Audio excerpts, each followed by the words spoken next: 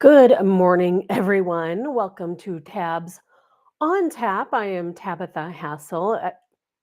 Labor Day weekend. Happy Labor Day. And I definitely want to talk a little bit about Labor Day because we are so lucky that things have changed, that people fought for change. And that is why we have this wonderful 3-day weekend.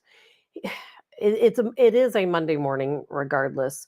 I am running late, about 24 minutes late, because I have no idea what sometimes happens to equipment.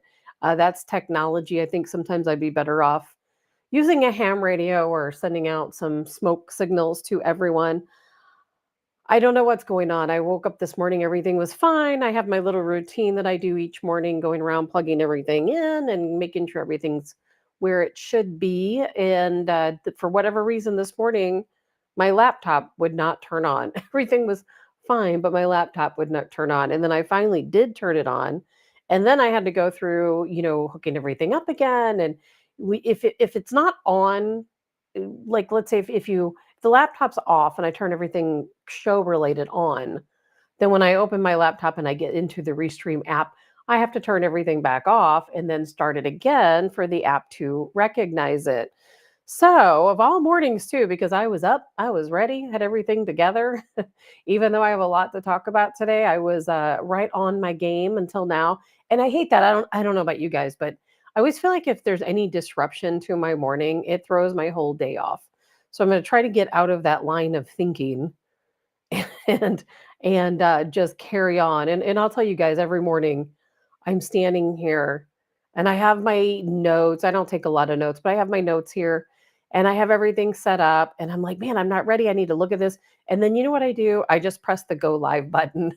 I don't even allow myself to think about it. I just jump right in because if I sat here and thought, okay, I need this ready and this ready, I'll be here all day, trying to get ready. And in the end, sometimes it's better to just force myself, jump right into it. But anyway, I hope you guys are all having a wonderful Labor Day weekend.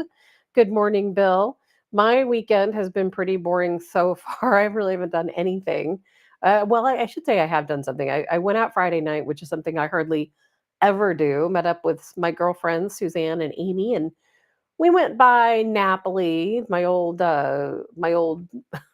favorite hangout from when I lived in Clayton. Then we stopped by Obie Clark's. I mean, you can't have a night out without going by Obie Clark's. Also, I've been going to Obie Clark's since I think I was like 16 years old.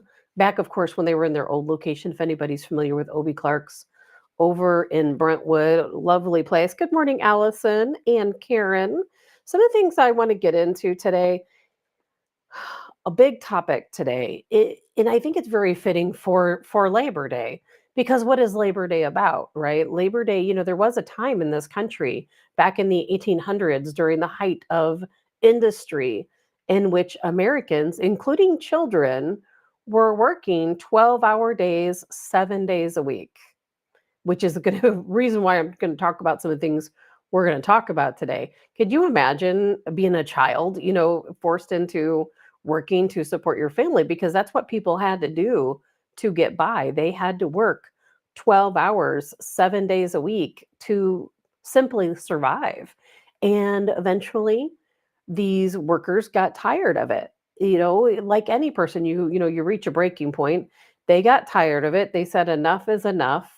There were riots, some of them quite violent. There were strikes, and they began the Labor Day parade as part of a protest, as part of a strike. And then 10 years later, finally, it was written into a federal holiday to where the workers got a day off. That's what they did. They fought for one day off. Can you imagine working those hours and then just being exhausted and fighting just to have one day off a year? I mean, unbelievable. Look where we were then compared to where we are now. Now, what? Probably a third of Americans don't work at all because they figured out it's easier to live off the government than to work. Isn't that funny? And how ironic that might be. And so that kind of took me full circle into thinking about the fact that we're a corporation, aren't we? Isn't that what so many people try to tell us, that we're a corporation and not really a country, that our birth certificate is really our savings bond, that we're all just worker bees trying to pay off the national debt. When you think about it, you feel that way, don't you? I know I do. I feel like we're all worker bees paying for the debt and heading throwing our money up to the folks at the top where it never trickles back down. So I'm going to get into that. Of course, I got a lot of videos today. I thought, man, it's Monday, it's a holiday weekend. Normally, I probably wouldn't have even had a show today, but I thought, I don't have anything to do. Let's carry on with business as usual, and we'll find an interesting topic to talk about today. Bill says, my mom's family worked in the fields picking whatever cotton and whatever else was growing as children. Allison, tax slaves. Yes, Allison, we are definitely a slave to the taxes. And Bill, my father, my biological father, actually worked in a cotton field as well when he was, I think, a teen. Now, he chose to, he wasn't forced into it, but cotton, obviously, big industry here in the United States. And a lot of people believe that it was only slave labor, black slave labor in this country that picked cotton, but that's actually not true. There were a lot of white people that picked cotton over the years, many of them forced into picking cotton. Lisa, good morning. You got your coffee and your dog. I wish I had a little dog. In fact, I don't even have any coffee. I have some water. I'm always so hyper anyway that I stopped drinking coffee in the morning because if I did, I would zip through this stuff in about 5 minutes and we would have absolutely nothing else to talk about. So I'm going to play some videos for you guys. I want to talk about, you know what a straw man is, don't you? Are we really? Is that what we are? Or are we just straw men? Are you guys? Am I a straw man? I would like to know. So we're going to talk about that. I think we have to talk about that. And I want to talk about the situation that's going on in Aurora, Colorado. Are the Hells Angels and the outlaw biker gang really heading to Aurora, Colorado? We have to talk about that. There's so much to talk about. Good morning, Sherry. And I want to talk about a girl. I'm going to show you a video. I'm probably going to get in trouble today because I'm going to show this video to you because it's not outright violent by any means, but it is. I mean, it is, but I don't know if it is according to social media standards. But there was a young girl who was on her way to the Trump rally in Johnstown, Pennsylvania, and she had on her MAGA shirt, MAGA, however you want to say it, and these men jumped her. They beat her. You can see it.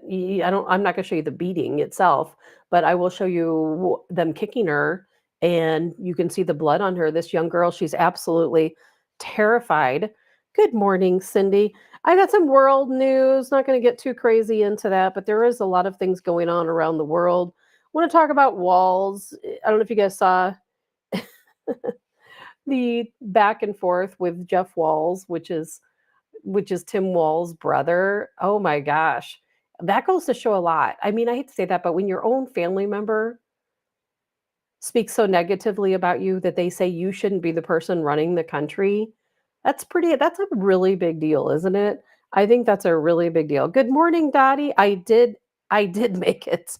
Barely, just barely. I didn't think my computer was going to turn on. I have a MacBook Pro, which I only use for this show. I don't use it for anything else. And I don't know what I did to make it's been loud lately. I don't know if that's the problem. But this morning when I went to open it to get everything ready, I prepare the show on my cell phone just because it's easier. And then I open up my laptop, I get everything going, and it takes me about 2 minutes normally to get back here and open the laptop and get things going. And I was ready, and I'm just like, man. And of course, I keep getting this little flash that says, go live, because I had it set for 7 a.m. because I knew I would be ready because I had absolutely nothing to do yesterday. So I I had no problem at all thinking I would be on time this morning. Lisa shared the show. Thank you. Yes, Dottie, no reruns. Nope, today is not a rerun. I am here. I am live, and we're going to do it because we've got a lot to talk about. So we might as well just jump into it, right? Just jump into it. First of all, before we do, I want to give a little public service announcement. This is that time of year where birds are migrating south. So that means, as you know, turn off your lights. Every light makes a difference. Turn off your lights. Allow the birds to naturally migrate south. because they head towards the light. They fly at night, they head towards the light. And big city lights can be very distracting for birds, and we get birds that are disoriented. They turned off the arch lights. If you're here in St. Louis, the Gateway Arch, they turned off the arch lights a couple days ago, and they said, "Hey, you know what? Every year would they have birds before they started turning the lights off flocking to the Gateway Arch because they thought they made it south." So we don't want that to happen. Good morning, Linda. And Peggy Hubbard says Aurora rumors are false. Snow Hell's Angels. Linda, we can jump right into that because I was going in that direction anyway. I don't know. I think it's false too, but I don't know. You know, I have some good sources that give me a lot of good information. Some say it's true, some say it's not. I reached out to a friend of mine yesterday who works for the FBI. He's the FBI field agent, and he's always on top of things, always. And he always knows what's going on. And I asked him about the Hells Angels, and he didn't really seem to know anything about it. I mean, he's heard the rumors, but he doesn't. He's never. He usually he warns me when the biker gangs are up to something because they often are up to something. And he didn't really seem to think that the rumor was true or didn't comment on it anyway. But he did lend some other information to me that I thought was also important. And it makes sense. And I've talked about this before, here on the show. We've all talked about it. That is that the police are scared. And that's what he told me. Law enforcement is scared. In Aurora, Colorado, they are scared. Not just in Aurora, but all across the country, they are scared because we have allowed so many of these gang members into our country, and they work a lot like ISIS. They really do. And if you can recall what ISIS does, when ISIS wanted to establish a caliphate in Syria, well, what they did is there were already people in Syria who were sympathetic to the causes of ISIS, not necessarily that they supported terrorism or murder, but they were Sunni Muslims who were trying to fight for themselves, for their lives, for their religion in the country of Syria. And of course, the president of Syria was an Alawite. He was not Sunni. And what ended up happening is ISIS went into these neighborhoods. They were predominantly poor neighborhoods where they knew they could take over easily without a lot of notice. And they started infiltrating slowly. They would take over one house at a time. They would come into a neighborhood and they would go door to door and they would ask a resident, "Are you going to obey us? Are you going to pay us money to live here? And are you going to follow our religion?" At that time, of course, was Sunni Muslim. And if they said no, well, guess what? They killed them on the spot. So they're a little bit more vicious, but they also allow, of course, some fled. And what ended up happening is that as ISIS started taking over block by block, people would become intimidated. They knew that ISIS was going to come to their door eventually. They would be knocking on their door. And so the people would preemptively leave. And that's how we ended up having that big refugee crisis because the people fled their homes before ISIS came into their neighborhood. And this situation in Aurora is not that different. It really isn't. We have people in our country. They are the enemy. They absolutely are the enemy. I'm not saying every Venezuela family or every Venezuelan, but the people who are in these gangs who are perpetrating these crimes, they are a domestic enemy here in our country. We have allowed them to infiltrate our country. They have invaded our country. There's no joke that Venezuela opened the prisons, right? They emptied the prisons, and all of those people are here. We're not allowed to deport them. Legally, we cannot deport them. Venezuela will not take them back, and we cannot deport Venezuelans to another country. We can't take them to Mexico. We can't take them to South America and drop them off. It just doesn't work that way. And so, unfortunately, we are stuck with them. And what they are doing is they've not just taken over one apartment complex, they have taken over several apartment complexes. They have taken over strip malls and they are extorting people and they are extorting businesses. They're telling business owners, if you want to continue your business here, you have to pay us money. They're going into these apartment buildings and they are going door to door and they are intimidating people. Now, maybe they've even done worse. I don't know. but they are absolutely have AK-47s. I've shown the video before. I posted it to my Facebook page. They are going door to door.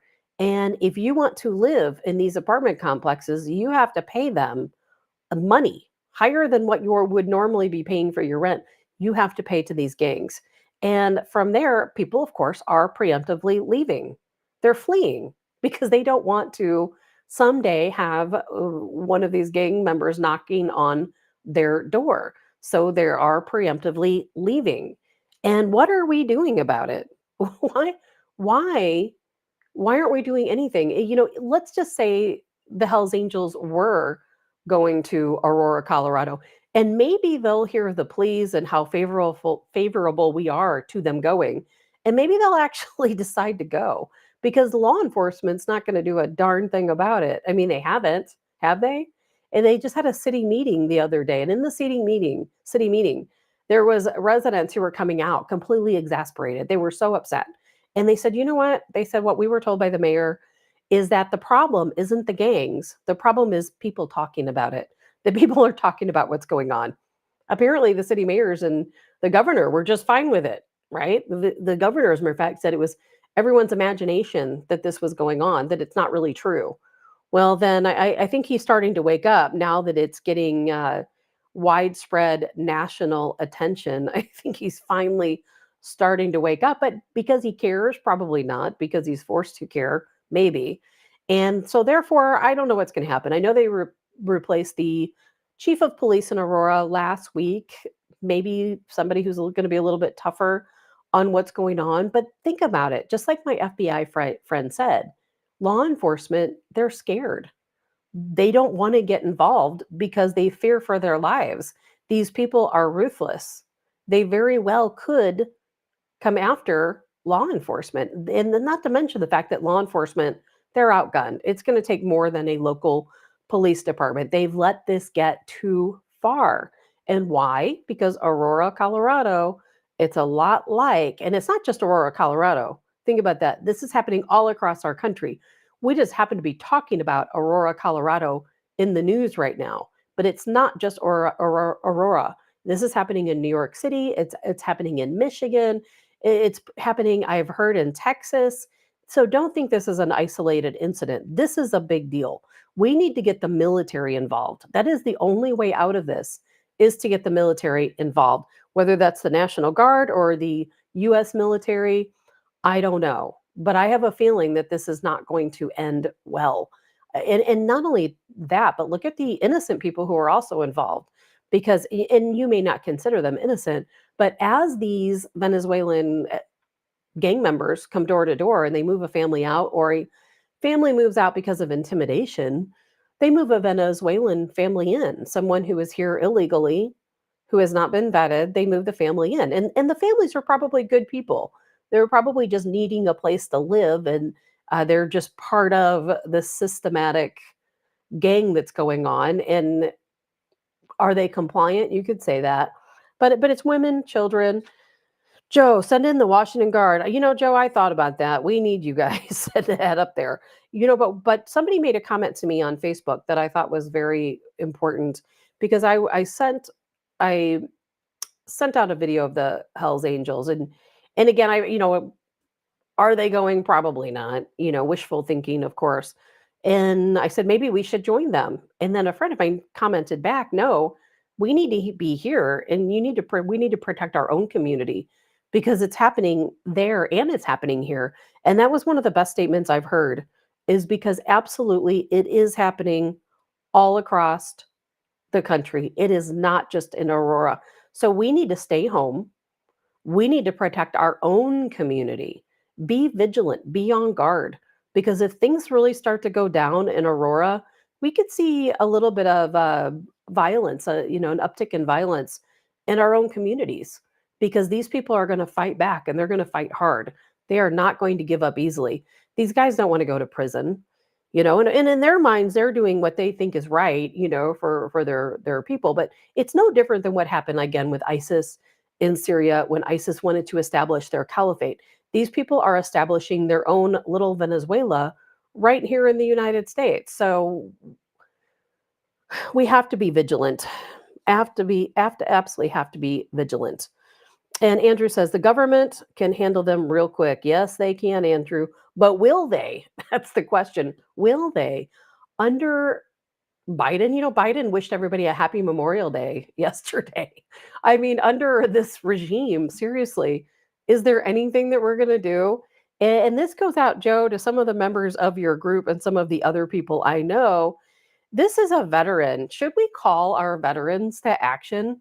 I mean, what happens when our country fails to react? What happens when our law enforcement is not capable of reacting? I don't blame the local law enforcement. They are completely outgunned. They are outgunned. There are more of these gang members than there are police officers in that area. So take a listen to this.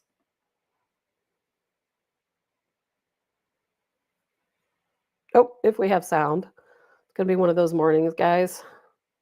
It already is one of those mornings. Dude, I've lived in Colorado now for like, I don't know, 4 months. And, you started hearing about like the migrants and stuff in Aurora. And then it like escalated. They're taking over fucking like more than one apartment complexes. And like extorting residents for rent. Like, and I'm thinking to myself, what are we doing? Like they're saying that the police won't do anything, the feds won't do anything, marshals won't do anything. Okay, well, like where are the vets at? Like I'm dead ass. Fucking hit me up. Like if we can get fucking couple squads plus, this is an invasion. This is an enemy domestic. Holy shit. Let's do it. We might be. Look who's coming to the rescue. I hear the train is coming. It's rolling around the bend. And I ain't seen the sunshine. I don't know when. I'm stuck in cold for fruit. And time keeps dragging on. All right. Probably not. Probably not. It's probably video from Sturgis, as so many people have said. Although the people who posted this video, they did say that was recent. It is still probably not Hell's Angels on their way to Colorado. But now maybe now that the Hell's Angels and the Outlaws have heard about the call to action, maybe they will step up. Who knows? We have to have some hope. Is it going to be the veterans? Is it going to be the police? Is it going to be the military? Are we just going to let this continue? I don't know. I wouldn't be surprised. I wouldn't be surprised if it didn't continue. Lisa says that video, all the bugs flying around. I know, and on a side note, we're going to hear a lot of bad language today. So not for me, but if you are sensitive to that, it's you might want to put your earmuffs on for today's show. It's not my choice. I don't even use bad language, quite honestly. You will never hear me say a bad word.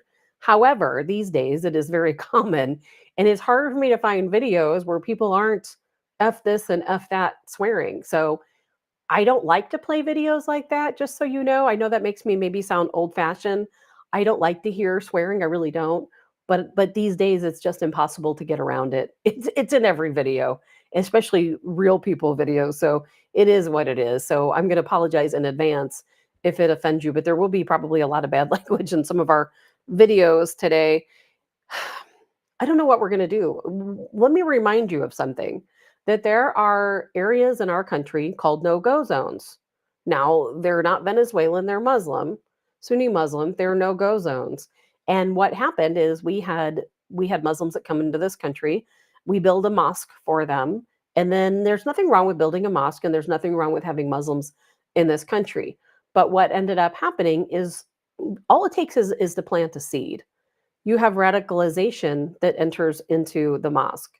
And from there, the radicalization spreads like wildfire.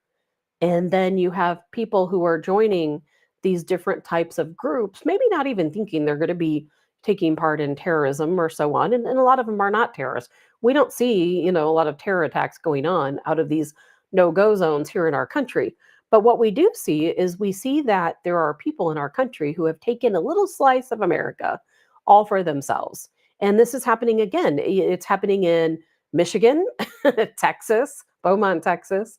It's happening in New York City, all the same cities, right? These big blue cities.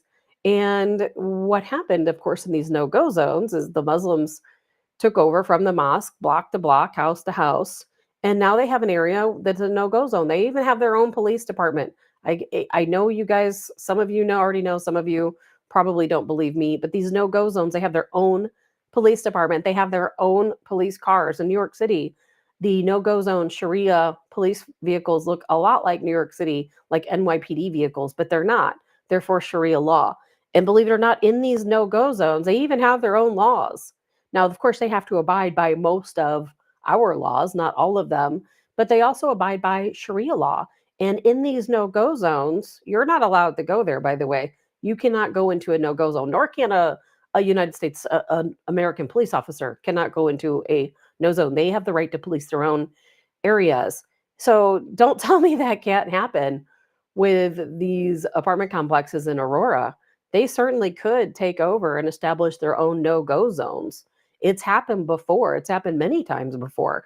So there's a good possibility that we haven't, that we may never see any action that takes place.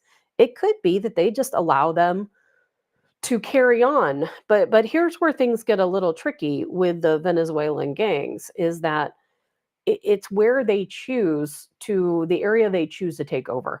Aurora, Colorado, it's a low income area. You know, it's a very low income urban area and suburban area, but low income. And what these people do, just like ISIS, just like I explained, they come into these low economic areas where they can get away with more. And it again, it's not just happening in Aurora, it's happening here, even in St. Louis City, certainly New York City. These gangs have been spotted, Venezuelan gangs, in Times Square. I've played the videos for you guys a couple of different times. But what they're doing is they're coming into the Black communities, the lower income Black communities, and they are taking over house by house. They're fighting with the typical street gangs that we normally see. I've shown you the videos in the past of them fighting with these Black street gangs that typically are here in our cities. And it has really starting to change the landscape. And a lot of people understand that they're being replaced by immigrants. I don't know if they realize to the extent of that replacement, but people in the Black community, they are waking up and they are understanding that the Democrat government, the Biden Harris regime, they're replacing them. Why? Your guess is as good as mine, because quite honestly, I don't know. Brittany, country is a corporation, and so are our individual bodies. That's why when we die, we are called a corpse. That is absolutely right, Brittany. And I'm going to play a couple of videos here. Let's see, what time is it? I'm going to play some videos here actually in probably about 5 minutes or so. And we're going to talk about that, what it's like, what it is to be a straw man. And we're going to talk about our company, our country being a corporation. So we're definitely going to get to that. We have to, right? We have to because it needs to be discussed. So I want to play this little video here for you of a Black American female, like so many. She's waking up. She's seeing what's going on. Again, excuse the language, but it's got to happen. But that's exactly what happened. These people are coming into our country to replace us. And how this all ties together is it part of the plan of forced labor? Maybe we Americans, so many, like I started out the show saying when we were talking about Labor Day, a good portion of Americans are no longer working. They're living off the government. You know, they are not productive. They're not bringing money in to pay off debt. They're sucking money out.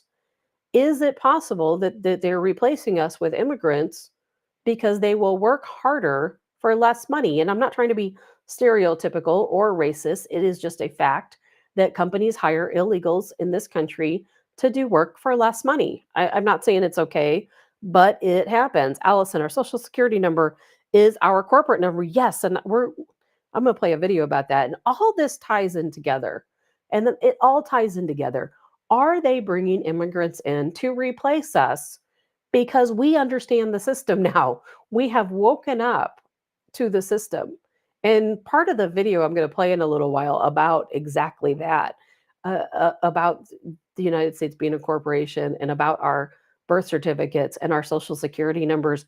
It's all going to tie together. I hope it ties together and connects the dots for you guys as much as it does for me. So take a listen to this video, because people, again, in the Black community, they're waking up. They understand that these immigrants are coming in. Immigrants are not coming into Ladue, if you live in the St. Louis area, to wealthy community and going door to door and making people leave their homes.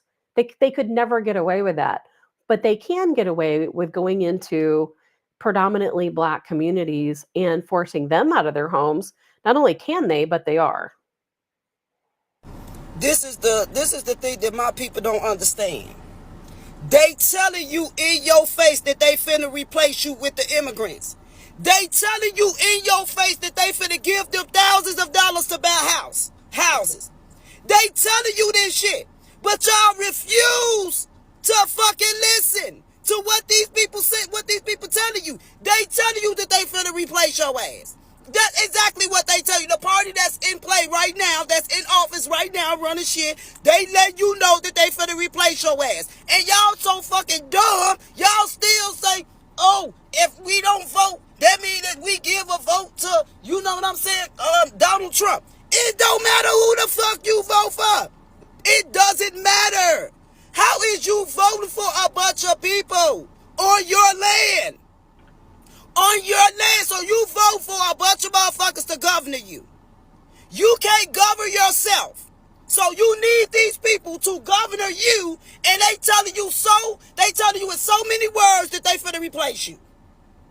They finna fucking replace you. They taking your resources and taking care of everybody else except you. Except you. And y'all still don't see the big picture. Y'all still don't see that you're not like it. That you're not like it at all. Y'all still don't see that they being racist towards you. You still don't see the shit. For people that's been born and raised on this land, y'all ain't get nothing. Not nothing. But the immigrants get everything. Everything. And I still hear my people still constantly want a bigger back and forth or who somebody vote for, and then you get mad because somebody say they vote for this person, they vote for that person. I don't understand my people. I really don't understand my people. For the information that you know right now today, that these people is on your land, and they came over here and colonized your ass and took your shit. But you still out here saying that you gonna either vote blue or red on your land. This your shit. This is your shit. This is our land. But you still talking about who you finna vote for. And these people telling you in so many words that they finna replace you. And they are replacing you. And Andrew Collins, those gangs would never survive in the Black community. And you say she's ignorant. I'm not sure why you think she's ignorant, but you're wrong, because the gangs are surviving in the Black community. If you've watched this show before, I have shown video of these gangs and Tren de Aragua, and what they're doing is they are killing gang members. I have shown videos of them murdering gang members. You don't hear about it on the news, right? You're not going to hear that on mainstream news, but it is what's happening. It's happening all across the country, and it's unfortunate. And it's just beginning. It is just beginning. It is just beginning. And these people, they are to be feared, and that's why we have to do what we can to protect ourselves. And again, Colonel Joe Adams hopefully will join us again on Wednesday. As far as I know, he's going to be joining us Wednesday morning, and hopefully we'll talk about it a little bit more. What's going to happen between now and Wednesday? Because something has to happen. This situation is escalating. Something has to happen. We cannot allow these people to come into our country and take over any community. And it is unfair that this is happening in low income Black communities. That's where it's starting. And it is unfortunate because because that's where they started. See, these people, they're not stupid. what they're doing is they have a systematic process. They have a plan. It's coordinated. It's actually coordinated all across the country. And they have these gangs that go out into wealthy neighborhoods and they burglarize the homes. Now, I've not heard of any injuries yet, but that doesn't mean there haven't been any that perhaps I just haven't heard about. It could be just considered home invasions or gang violence, and are not specifically saying it's Venezuelan gangs. But we know that they are going into homes in upscale neighborhoods, and they have amassed a fortune of millions of dollars in cash, jewelry, weapons, whatever they can get their hands on. This didn't just start overnight. This started quite some time ago, and now it's just progressed. And so now that they have their funding and they have their capital, they feel like they can even get away with a little bit more. And they're being very bold. I mean, they really are. They're being very bold. And what's happening in Aurora, Colorado, maybe that somehow has just gotten out there a little bit further. I've watched countless videos from New York City and New York City police talking about it, but you just don't see that on mainstream news. And that's exactly why they want to get rid of Telegram and X and WhatsApp and some of these other encrypted messaging apps that we can all share information. Rumble. And I'm not going to get into that right now because we got a lot of other things to talk about, but that is exactly why they don't want us to have access to these platforms, because that is where we learn the truth. We see the truth, we learn the truth. If you haven't already, definitely follow my Telegram Tabs on Tap channel, because I don't have time to talk about every single thing here on each show. So the things that I see that I think are important, I share them on Telegram. I cannot share that on regular social media platforms without being banned. I share them onto Telegram. And so I want to play one more video for you guys that relates, because I didn't know this at the time that I saved this video. I have only heard it since. Is that there was a young girl, I hope I have the video. You know me and my videos. There was a young girl, here it is, who she was attending the Trump rally in Johnstown, Pennsylvania, and she was assaulted by a couple of men. And they, from what I understand, I can't show you the video of where they kicked her around and some other things, but she was beaten pretty badly from what I understand. She had a MAGA shirt on, and you can hear them talking about that. But if you listen very closely, you hear their accents. Now, I didn't know this before, but now they are talking about and sorry, let's see, Andrew, I have never seen a Venezuela gang in North St. Louis City. I don't know, Andrew. I've not heard any reports of them being in North St. Louis City. I would think, first of all, they'd be in South City before they would North City, but I don't know, because South St. Louis is what all of the different gangs have been taking over. But I don't know, Andrew. I'm going to ask some people I know in local law enforcement and find out if they have had any issues with Venezuelan gangs in the city of St. Louis. If they have, I have not heard about it. But you know what? If it's not here now, it will be eventually. It will eventually happen. So I want to play this video because I heard that later on, after I saved this video, after I talked about it on social media, that they are now saying this is the Venezuelan gang that we've all been talking about right there in Johnstown, Pennsylvania. And then the newest report that I cannot confirm, is just what I'm being told, what I see on some of the different intelligence people that I talk to, is that a lot of these Venezuelan gang members are going to Trump rallies, not going into the rally, but they're harassing people outside of the rally. Because guess what? The last thing they want is for people to show their support for Trump. The last thing they want is for Trump to become president. Why? Because he will find a solution. Even if he cannot deport them over to Venezuela or into another country, he will find a solution. And this video is kind of heartbreaking, quite honestly. Hey, yo, what the fuck is wrong with you? Fuck you, white ass bitch! Bitch! Motherfucking fucking Trump racist! What the fuck is the water? What the fuck are you doing here? Don't fucking see you anymore! You hear me? Fuck you! Fuck Trump! Fuck all you fucking supporters! Fuck out of this place! I'm out! Isn't that awful? I feel so bad for that girl. I can't even imagine what she must have been going through, but it is all about intimidation, because they recorded this video. The guys that beat her recorded that video and released it. And you're absolutely right, Allison. It is intimidation because they want people to think, gosh, if I go to a Trump rally, this could happen to me. There are people there waiting to beat me, and they will see my Trump shirt or my flag or something else. And it is absolutely about intimidation, but that's what terrorists do. And Andrew, you said you go where the poor people are. Yes, that's true. But there are poor people all over this country in different communities. And maybe they haven't made their way to St. Louis, or maybe they have, and we're just not hearing about it. Maybe they're just getting their roots in the ground here and starting. Or maybe they think like the rest of the country does, that unfortunately St. Louis is not the place I want to start.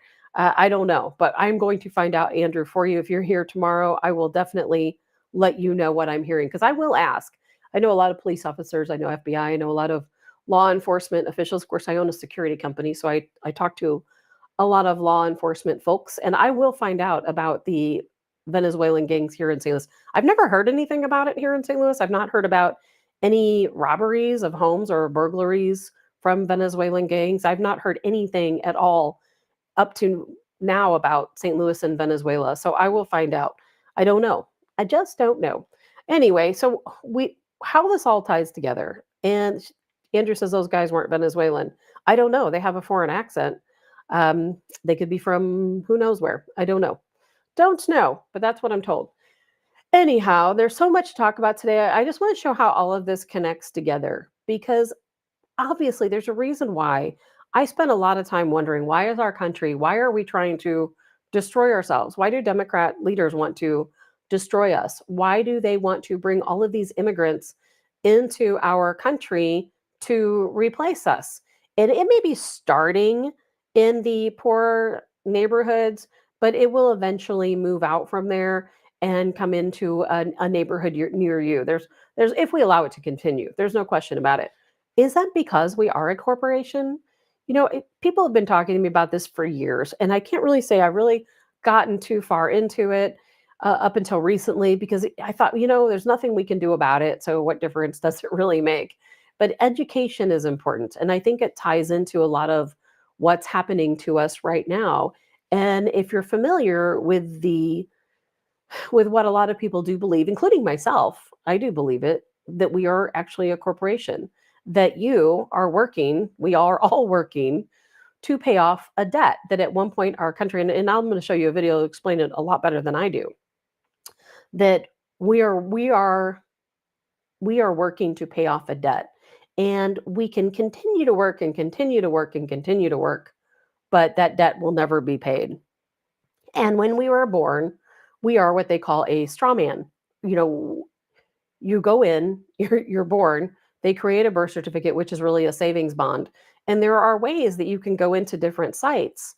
And what you do is you go in, and I'll post this on Facebook a little bit later after the show, some of these sites that you can do, but you can go into a site, you can put in the number on your birth certificate. There's a little number in the corner, and then you can put in your birth date, and it will surely pop up with your savings certificate. But the way they explain it is that, I want to make sure I say this correctly, is that, you're born and that creates a copy of you. And that copy of you serves no purpose other than to pay taxes. It's really crazy. And I'm just going to show you the video because, like I said, they can tell you the story a lot better than I can. Margie, yes, it is business or deception. A little bit of both, because one of the good points in one of the videos I'm going to show you guys is they make it very clear that, you know what, when they find out, we can get away with it for a very long time before they find out. Well, we have found out. We do know. We understand what's going on now. So now is it time to replace us? Possibly, possibly. So we're going to get into this here. And yes, it is a straw man. And that's absolutely right, Adrian. We're going to talk about straw man. This goes back more than a century, and it changes everything you know about the United States. This lady lost her life trying to get you this information. This isn't taught in schools, it's not mentioned in the news, but it's real. and it affects every American to this day. Is the Constitution that we know today in effect, or is there a different Constitution that you claim? Unfortunately, we are being snookered by the Congress, and we are not under our first Constitution. We are under this second secret Constitution. The reason this happened is because when Benjamin Franklin was negotiating the Revolutionary War debt, he got a rescheduling, and it was going to fall due in the 1870s. And when that debt fell due, and we couldn't pay it, that's when the bankers gave us a second secret Constitution. They turned the United States into a corporation. Under this new corporate constitution, citizens became property, collateral for debt. Your rights, your freedoms, all subordinated to the needs of the corporate entity. Every time you pay taxes, every time you interact with the government, you're not dealing with a republic, you are dealing with a corporation. And here is where it gets really crazy. When you go to court to protect your right, you don't even get to first base because that judge is not sitting in what you call a court of equity. They're not looking at you as if you're a citizen of the United States. They're handling you as if you're a person who's just servicing the debt of the United States. You're there as a thing. Isn't that the truth? We are here as a thing. Isn't that strange to think about, that we're here as a thing? We're here for no other reason other than to pay a debt, that our birth certificate is just a savings bond. That really doesn't mean anything. It's just a way to keep track of us, and it's a way to keep track of our debt to society. It's crazy when you think about it, but yet when you really do sit down and you think about everything that's going on, it actually makes sense, doesn't it? It all makes sense to me. And when we go to court, it just as she said, when you go to court, it's really your straw man, right? Because you go to court and it's not about you. It's not about you, your person. It's about your straw man, where you are you're talking about laws and regulations that are made to keep you in line, to keep you working, to keep you going. There's no fair equity in a court of law. So I'm going to move on and talk about birth certificates, and then we're going to come back and discuss all of this because I can't wait to see what you guys all have to say. And then we're going to talk about the Constitution, because there's a lot of calls right now to rewrite the Constitution for what? If this is true, maybe a third time. I think we all know that Democrats would love to wipe the slate clean, and we're going to talk about that too. Right now I'm going to just read a quote from Edward Mendell House and what he had to say in a private meeting with Woodrow Wilson, president between 1913 and 1921, from the private papers of Woodrow Wilson. Quote, "Very soon, every American will be required to register their biological property in a national system designed to keep track of the people, and that will operate under the ancient system of pledging. By such methodology, we can compel people to submit to our agenda, which will affect our security as chargeback for our fiat paper currency. Every American will be forced to register or suffer not being able to work and earn a living. They will be our chattel, and we will hold the security interest over them forever by operation of law merchant under the scheme of secured transactions. Americans, by unknowingly or unwittingly delivered the bills of lading to us, will be rendered bankrupt and insolvent, forever to remain economic slaves through taxation secured by their pledges.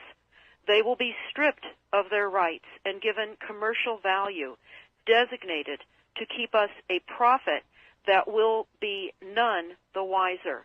For not one man in a million could ever figure out our plans, and if by accident one or two would figure it out, we have in our arsenal plausible deniability.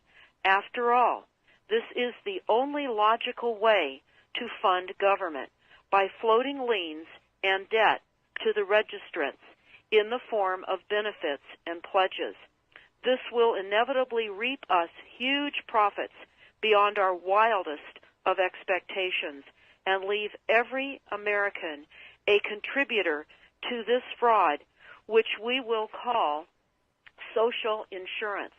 Without realizing it, every American will insure us for any loss we may incur, and in this manner, every American will unknowingly be our servant, however begrudgingly. The people will become helpless without any hope for their redemption, and we will employ the high office of the President as our dummy corporation to foment this plot against America.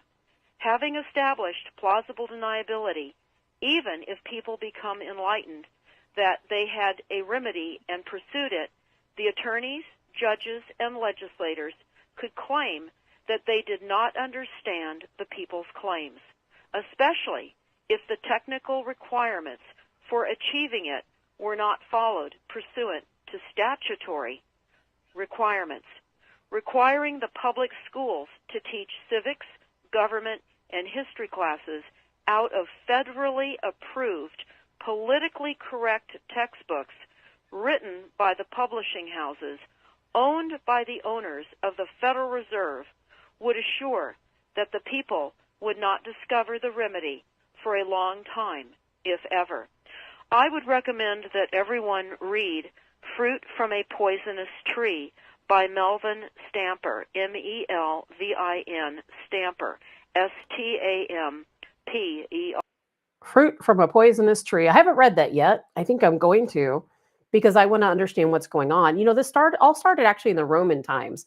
That's why people might say this sounds crazy. It can't be true. You're not a separate from your straw man, your legal identity. You are just you. But however, back in the Roman times, that's exactly what they did. Each person had two identities. One was their straw man, which was their legal representative person, and then there was you, and the two were separate. So there was your straw man that was the one who was responsible for paying debts and so on. So it's not really that different than what they were doing back in Roman times. So how can we believe that didn't carry on in some way? And Adrian says, paths to from 2022 and YT and IG has a lot of free videos. It's a lot of studying, but needs to know there's a lot of fake sites. So yes, there are a lot of fake sites. And as I do my research, I came up with all, but you know what I came up with more than anything? All of the sites dispelling it, saying, oh, that's not true, more conspiracy. But then I also found a lot of information that leads me to believe it is true. And I'm going to read some of that to you here in a moment. Allison, we are in debt and our children will be paying and then theirs. That is correct, because the debt continues to grow. And I don't know how you can get up and go to work every day and not feel like this could potentially be true.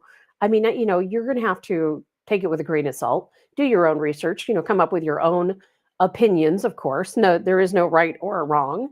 And so I don't want anybody to feel like you can't say, well, I don't believe that. It's okay if you don't believe it. My mind is kind of back and forth too. I don't know what to believe myself. But the more I research it and the more I see, the more I think, gosh, it makes sense. It all makes a lot of sense, because what are we doing?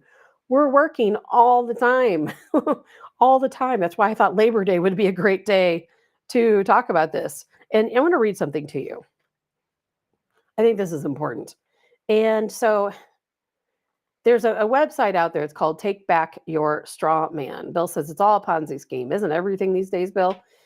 On April 5th, 1933, then President Franklin Delano Roosevelt, under executive order issued April 5th, 1933, declared, all persons are required to deliver on or before May 1st, 1933, all gold coin, gold bullion, and gold certificates now owned by them to a Federal Reserve Bank, branch, or agency, or to any member bank of the Federal Reserve System. So James A. Farley, who is Postmaster General at that time, he required each postmaster in the country to post a copy of the executive order in a conspicuous place within each branch of the post office. On the bottom of the posting was the following: criminal penalties for violation of executive order. It was a $10,000 fine, 10 years in prison, or both, if you did not turn over all of your gold certificates, and every other possession that they had asked for.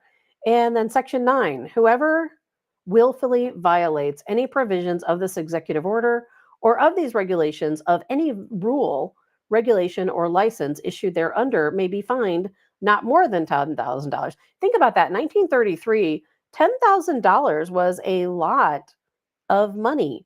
That was a lot of money. And all of this is tied to your straw man. And there's a lot of people who believe that there are ways in which you can claim your straw man and that you can be paid all of the money that is owed to you. I believe I read that every birth certificate when you are born is worth about $650,000. And to me, people say, oh, it can't be true. It can't be true. All of these websites I looked at were like, oh, it's conspiracy. Don't believe it. Don't even look at it. Don't even read it, because they don't want you to know whether it's true, whether it's not. I don't know. But I see a lot of evidence pointing to the fact that it could very well be the case. And, we're going to work, right? Where, what is it, 73 cents? It used to be a couple years ago, again, 73 cents out of every $1 you make goes to taxes. How else can you explain all of the taxation? We call it robbery, and it is robbery. How can you explain all the taxation if this is not true? If this country is not a corporation, if you don't have this straw man identity, how is it that you can go into a website and enter in your birth certificate number and your birth date and see what your human value is? How can that be true if none of this is true? So I want you to think about that. And I couldn't find a copy of my birth certificate. I don't have the faintest clue where it is. But when I do, I'm going to test it for myself. I watched countless videos of other people doing this. And how can you tell me that it's not true? If you can see people actually going to these websites and searching their birth certificate number and their birth date, and then they come up with this savings bond that is tied to them. And Adrian, it's more complicated than that. It is. It's in fact so complicated that it's more than we would ever have time to talk about in one show. But what I did do is I shared a couple of videos on my Telegram account, too long to play here. One is like 15 minutes, another one's 30 minutes. Go to Telegram, look for the Tabs on Tap account, and go there and take a look at these videos. They're longer. They go into the very origins of how we became a corporation and what our face value is, what we do, how our work translates over to the straw man theory. It is really fascinating, in my opinion. And when you look and you watch these long videos and you can see everything detailed out, it will make so much more sense to you. And as a matter of fact, I posted a video there called Straw Man that goes into all of the details of what straw man is and how that concept works. And when you watch it, I really think that there's going to be some bells that ring for you like they did me. And I thought, how can they tell me that this isn't true, that this is conspiracy, when all of these facts line up, when all of the dots connect? And it comes back to taxes. It comes back, of course, to the Harris-Biden regime and all these capital gains taxes, unrealized capital gains taxes, because nothing you own is yours. Isn't that how they see it? Nothing you own is yours. And that's why, maybe that's where the saying comes, you'll own nothing and be happy, right? Because they're going to take back everything we have. It's going to happen. We can sit here and say we're not going to let it happen, but it probably will happen. And speaking of taxes, I want to show this video to you. This is about taxes, and I'm going to talk about our Constitution a little bit, because this shocked me when I saw this video of what this poor girl is paying for taxes. Sorry, I can't see my little video screen today. I have really bad allergies, and I only have one contact lens in, so I can't see a darn thing. All right, so I'm going to play this quick video for you. This is about taxes to show how much a business owner pays in taxes. This is absolutely insane. And then you tell me that we're not just worker bees trying to pay off a debt. Last 3 years.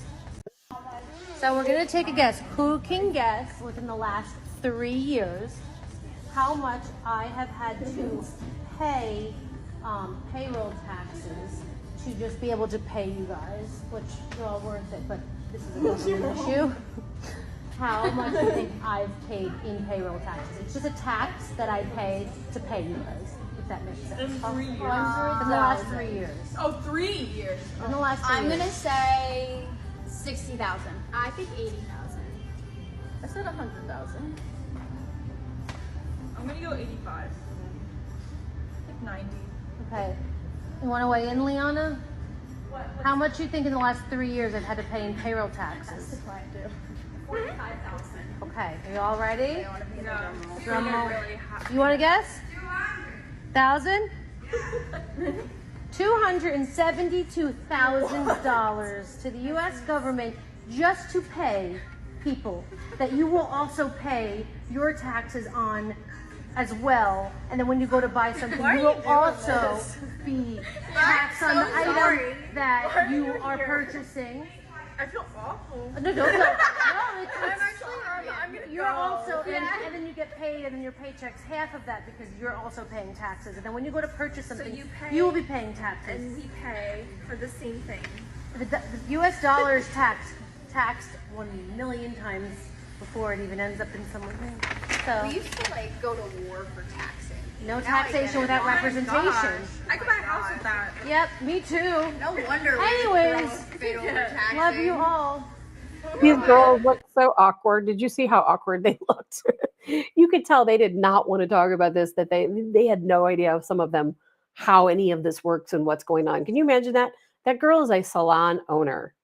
270, what did she say? $272,000 she's paid in 3 years in corporate taxes, in payroll taxes. How crazy is that? $272,000. She owns a salon. I mean, how much is that salon bringing in? It is insane. And she's absolutely right. And I hope you caught that. What she said is that your dollar is taxed a million different times, and it is. And I don't have to tell you guys. I know I'm preaching to the choir, right? When you employ people, obviously you have to pay taxes on employment, of course. And you, as of course the recipient receiving their paycheck, you are paying taxes on your money also, right? So there's two double dips right there. And then of course every time you go out to the store or you buy goods or whatever it is, guess what? You're paying more taxes. So at the end of the day, that $1 you have is worth about 10 cents. And I kid you not, that is not figures I came up with. It is absolutely true. At the end of the day, after you have worked all day, each dollar you have earned comes out to about 10 cents that you actually get to keep. So why do you think people can't save money? Why do you think people can't afford to go on vacation? People can't even afford to live. And we're about to see one of the greatest shifts. It started with COVID, maybe before that, but COVID put a big dent in it. They are definitely trying. You cannot tell me it's not true. They are moving the middle class down. They are eliminating the middle class because what happened during COVID? They shut down all of the small, medium business owners, right? Even some of the larger businesses closed. Remember when they got that commission together and all of these different people came? What was it? Walgreens, CVS, some of these different companies. And of course, they were the only ones allowed to stay open. If you owned a little mom or pop pharmacy, you had to close.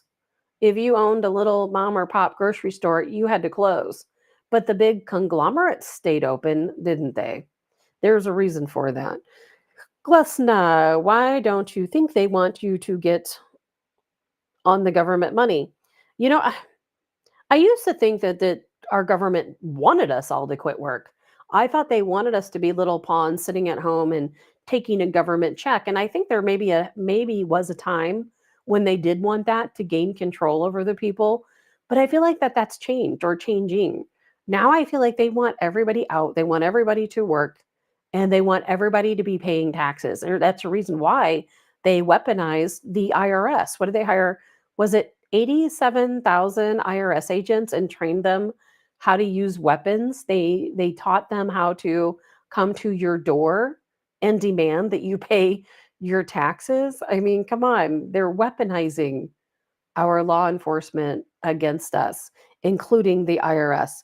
Dottie says Lowe's looked like Disney World. The whole family went. Good morning, Josh and Mary, and the liquor stores. Yeah, it was really crazy during COVID times. It really look at all the businesses that closed and never recovered. And what is that for? Because they want to push everyone down. They don't want anyone to be middle America. They don't want anyone to be, middle income. They want to push it all back down to the bottom. And then once you're down at the bottom, you will never rise back up again. They do not want you to keep your money. And that is why so much that I've read, and I hope you guys do a little bit more of a deep dive than I can do in a 2-hour show on the United States being a corporation versus a country, about your birth certificate really being your dual legal identity, the straw man identity. Go out and do the research. Go on to my Telegram page and watch the longer videos that I don't have time to play here on a show, because there's so much to it. And I'm telling you, when you look at it, when you read it, and you start connecting the dots, it will all bring together. It will all make sense to you. And like Adrian said on the comment line, it is very complex. There is so much more to it. I hope you guys all do the deep dive and do your research. And we're going to talk about it more. This is not just a one-day thing. We're going to continue to talk about it. I'm actually working to line out a guest to join us, hopefully, if not this week, the next week, to really get into the deeper facets of that plan and see what we can figure out, because I think it's all going to click, click, click, click for you. Bill, because our government is in trouble with its debt. Yes, it is. Margie, the have and have nots, as mom said 40 years ago. Well, we're all going to be the have nots now, because think about this, and Brittany, I don't know if you're still around. Brittany works in the mortgage loan business. I have a lot of friends who work in the real estate business. I think we all know things are about to get bad. I mean, they are. And I'm not telling people don't go out and buy a home. As a matter of fact, you should go out and buy a home, because if you don't buy one now, you may never be able to buy one. And don't wait thinking, oh, prices are going to drop and I'm going to wait till then. But I do think that we're getting ready to go into a phase where we're going to see a lot of foreclosures. Things are going to change rapidly in this country. And what I worry about is that, let's just say, I don't expect Donald Trump to win in November. I think they're going to do everything they can to keep him from winning. I think that we're going to have to go out and really step up the game if we want him to win, which means we're going to have to legitimately get real votes out, real votes. And we're going to have so many votes that they can't possibly cheat enough. And which of course is what happened in 2016. So we're going to have to do it again. We're going to have to get out and put those votes in, because everything's going to change. Adrian says it's the banks, the government is complicit. It is. And before we stop talking about this, something else I want to talk about, because it is about the Federal Reserve, isn't it? I mean, the Federal Reserve is a private organization. The Federal Reserve is not, I'm telling you, the Federal Reserve is not a government branch. It is a private organization. And if you don't believe it, you've got some reading to do. Think about this. Why do we even pay taxes? If the Federal Reserve can just print out money, remember all that money they printed out during COVID? They can just print out all that money. Why are we in debt? Why do we have to pay taxes? Why does any of it matter? Why? Because it's not backed in gold. It is not backed in gold. And that's why we have all these other countries right now who are backing their currency in gold. It is a blip. It is just a little blip on the screen. You might think, oh, I have whatever, $1,000 in the bank, $20,000 in the bank. No, you don't. You have 20,000 blips on a computer screen is what you have. You don't actually have money. And the banks don't have that money either. If you go to the bank today and you say, I want to take out $20,000 in cash, well, most of the time they're going to tell you, well, you'll have to come back tomorrow. We'll have to place an order, because the banks don't have $20,000 in cash sitting in their vault. You put your money in, they loan that money out. It's an ever evolving process. They don't actually have your money. And that's why when things get crazy, the banks will close and what are you going to do? There's nothing you can do. You're going to be out all your funds. So something else, a couple little things I want to read. that I want to make sure we talk about. Lisa says it's a good thing my laptop won't load. Fascist book. Yep. Let's see here. Kennedy. We all know what happened to John Kennedy, don't we? I thought this was kind of interesting because it all ties together. 5 months before Kennedy's assassination, he issued an executive order. Are you familiar with this? Executive Order 11110. You guys are way on top of this stuff even more than I am. So I know you probably already know about this executive order. So he issued this executive order that would give the American currency back to the people by printing money based on a silver standard. And that would take away all the power from the Federal Reserve. And a lot of people believe that that's why JFK Jr. was assassinated. And I think I shared it on Telegram. I know we haven't talked about it here, but I have a video of Muammar Gaddafi, of course, president of Libya, saying the exact same thing in his own words. He talks about it. He doesn't mention specifically this executive order, but he talks about why Kennedy was assassinated. And he talks about it being related to the Federal Reserve. And that would not surprise me at all. And so people always ask, well, who is behind it? And I am always quick to say, I don't even know. I think the cabal that runs our country is different than the cabal that runs the Federal Reserve. Excuse me, not the same people, but related to the same people. They're all out, of course, they're all out to take everything we have. And I think we all know that. We work for their sole existence so that they can have power. So I looked up this, I was doing some research because I always want to know, well, who does everybody else think it is? We all know some of the names. I never know all of the names. So according to some research, I said the Federal Reserve families. Now they own the United States. These are the people who actually own you. They own the United States. They own your straw man. They own your birth certificate. They own everything that goes with that. They own the IMF, the World Bank. These are the names I came up with. Goldman Sachs, Rockefellers. Now some of these names clear, obviously. Some of them I've never heard of. Lehman's, Kuhn Loebs of New York, the Rothschilds of Paris and London, the Warburgs of Hamburg, and the Lazards of Paris. Now, I've never heard of Lazards. I've never heard of Kuhn Loebs. Maybe you guys have. I don't know those names. But these are the people who own you, and they own your country. And I think if you haven't already, you need to do some research, and you need to get to the bottom of this so that you yourself will understand your life a little bit better and why every day you get up and you go to work and you pay all these taxes. And then hopefully you'll get a little bit of Social Security out of it to go through your days. And if you look at the videos that I shared on Telegram, they go into that too. They talk about your Social Security and how you've worked your entire life and how they're give you a little tidbit back because they thought you're getting ready to die anyway and you're no longer able to produce. Of course, these laws were made back when people worked more hard labor than what they do now.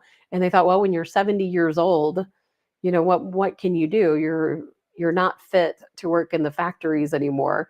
So we might as well just let you retire. It reminds me of communism because Kasia Stocky, a friend of mine, some of you know her. She's been on a couple of different shows and she's going to come on this show too and talk to us about communism in Poland. But it reminded me of that because in Poland, under communism, when people got to a certain age, they had their food rations. Everybody under communism receives food rations. Well, when you became elderly under communism in Poland, you no longer could have meat. They gave you your rations, but you could only get meat bones. No meat, only meat bones, because they thought, you know what? You're on your way out now anyway. Why give you the good stuff? And that reminds me so much of our Social Security program. You can work your whole life. And when you're too old to work, we'll give you a little bit of a handout back. It won't be enough for you to sustain yourself on. You cannot survive on Social Security. Most people can't. However, we'll just give you this little tidbit to keep you through, the end of your days. And you hear these, I read these different things, I watch these videos, and I do this research, and it makes me angry. I hope it doesn't make you as angry as it does me, but it makes me angry. And I thought, man, why are we doing this? Why do we live like this every day? What can we do about it? I don't know. I don't even know. I know one thing. Under Harris, under Walls, it's going to be so much worse. I can't talk today. Mary, make bone broth. I mean, that's all they could do. That's all they could do was make bone broth. Josh, especially if you are a single female with no man to provide, not being chauvinist, being serious. Well, I don't know about that, Josh. I'm a single female. I've never been married, and I feel like I do okay, for myself. But not all women, especially back more in traditional families where maybe a woman doesn't work and raises the kids. But things are changing. Dottie, North Carolina taxes your Social Security. What? Are you serious, Dottie? That's crazy. That's crazy. North Carolina taxes your Social Security. Man, well, they want to change it all anyway, don't they? They want to change the system anyway. I'm going to play this video for you guys. This is the Berkeley law dean. His name is Erwin Chenoweth, I think is what his name is. We'll find out. And he is going to talk about how they want to rewrite the Constitution. Wipe it clean, wipe the slate clean, rewrite the Constitution, because that's what they want to do, don't they? Democrats want to get rid of the Constitution. They all see it as a suggestion. Anyway, of course they want to take away our First Amendment rights first, then they can take away the rest and nobody will even be able to talk about it, right? If there's no freedom of speech and you can't talk about it, then what? Good morning, Jennifer. Happy Labor Day to you. Josh, I'm talking about communist Poland.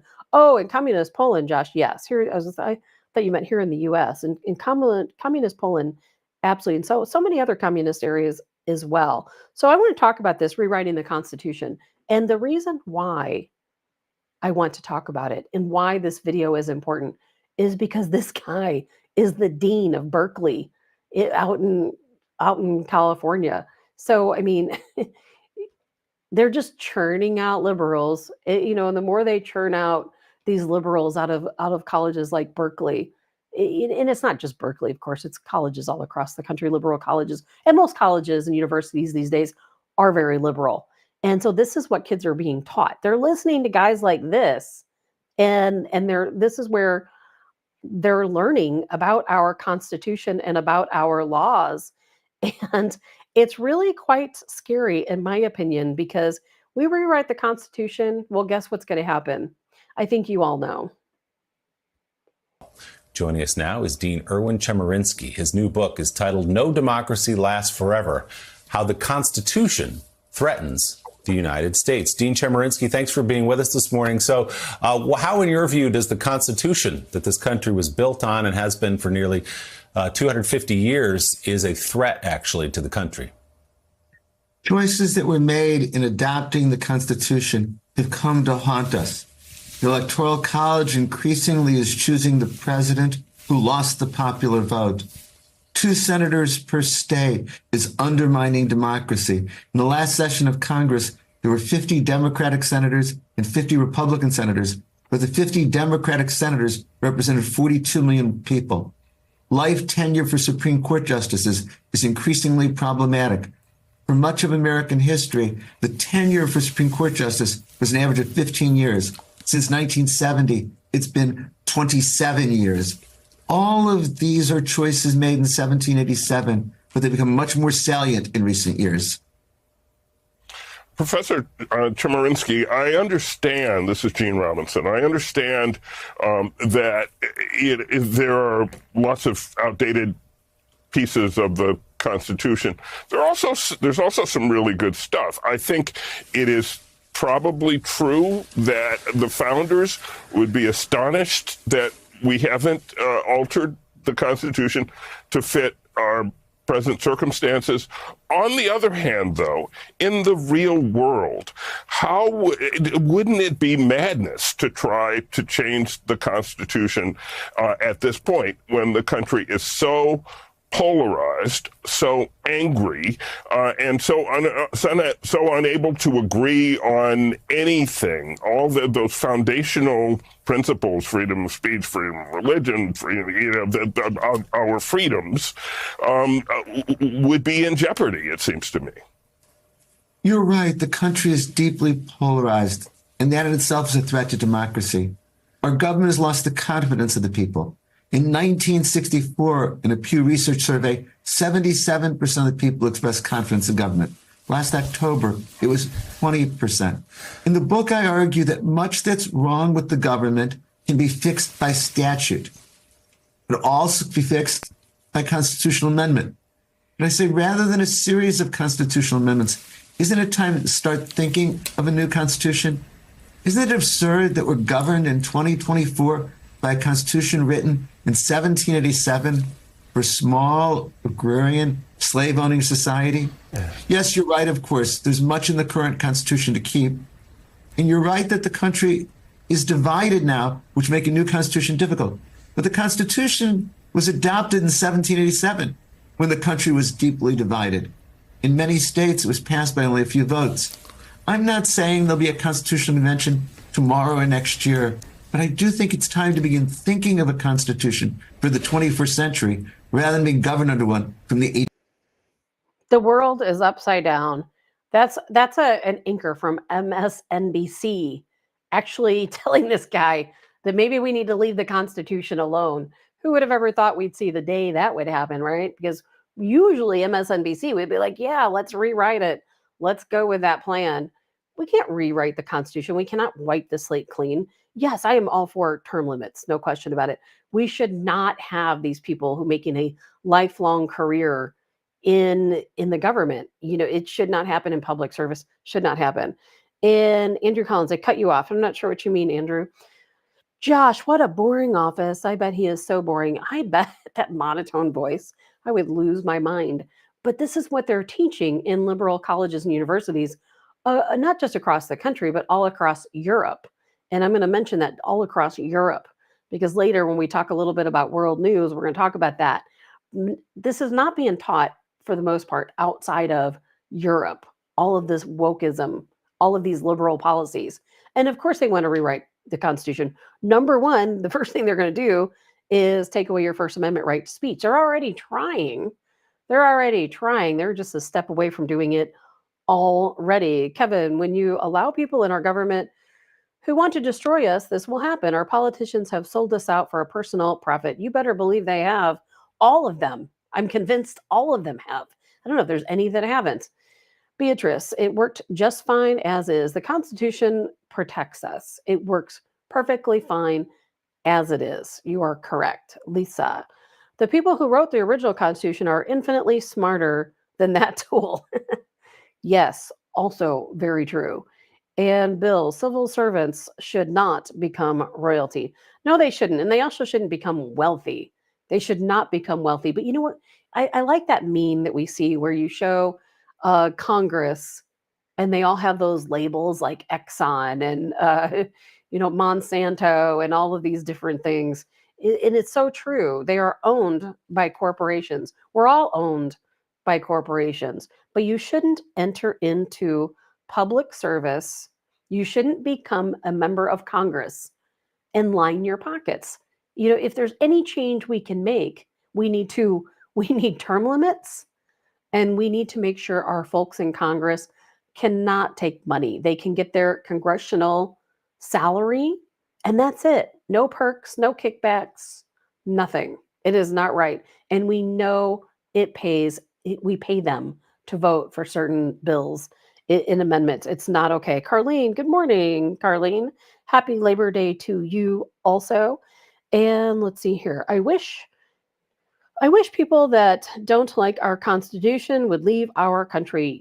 That's great, Carlene, because you know what? If you're here, if you're an American citizen, you like our Constitution and you live by it. It's really that simple. Just like the golden rule, right? Every problem we face in this world, if we all just followed the golden rule, we would have no problems. But no one can do that. And here in our country, unfortunately, we have an invasion that's taking place. Not just illegals entering our country, but liberalism is also an invasion. And it is absolutely a coup to overtake Donald Trump in 2020. We know it was. We know it will be in 2024. So don't even start thinking that this is not all happening, that they're not all trying to rewrite our Constitution and change our laws. And again, they're going to take away our First Amendment rights. They're so close to doing it. They're so close to doing it.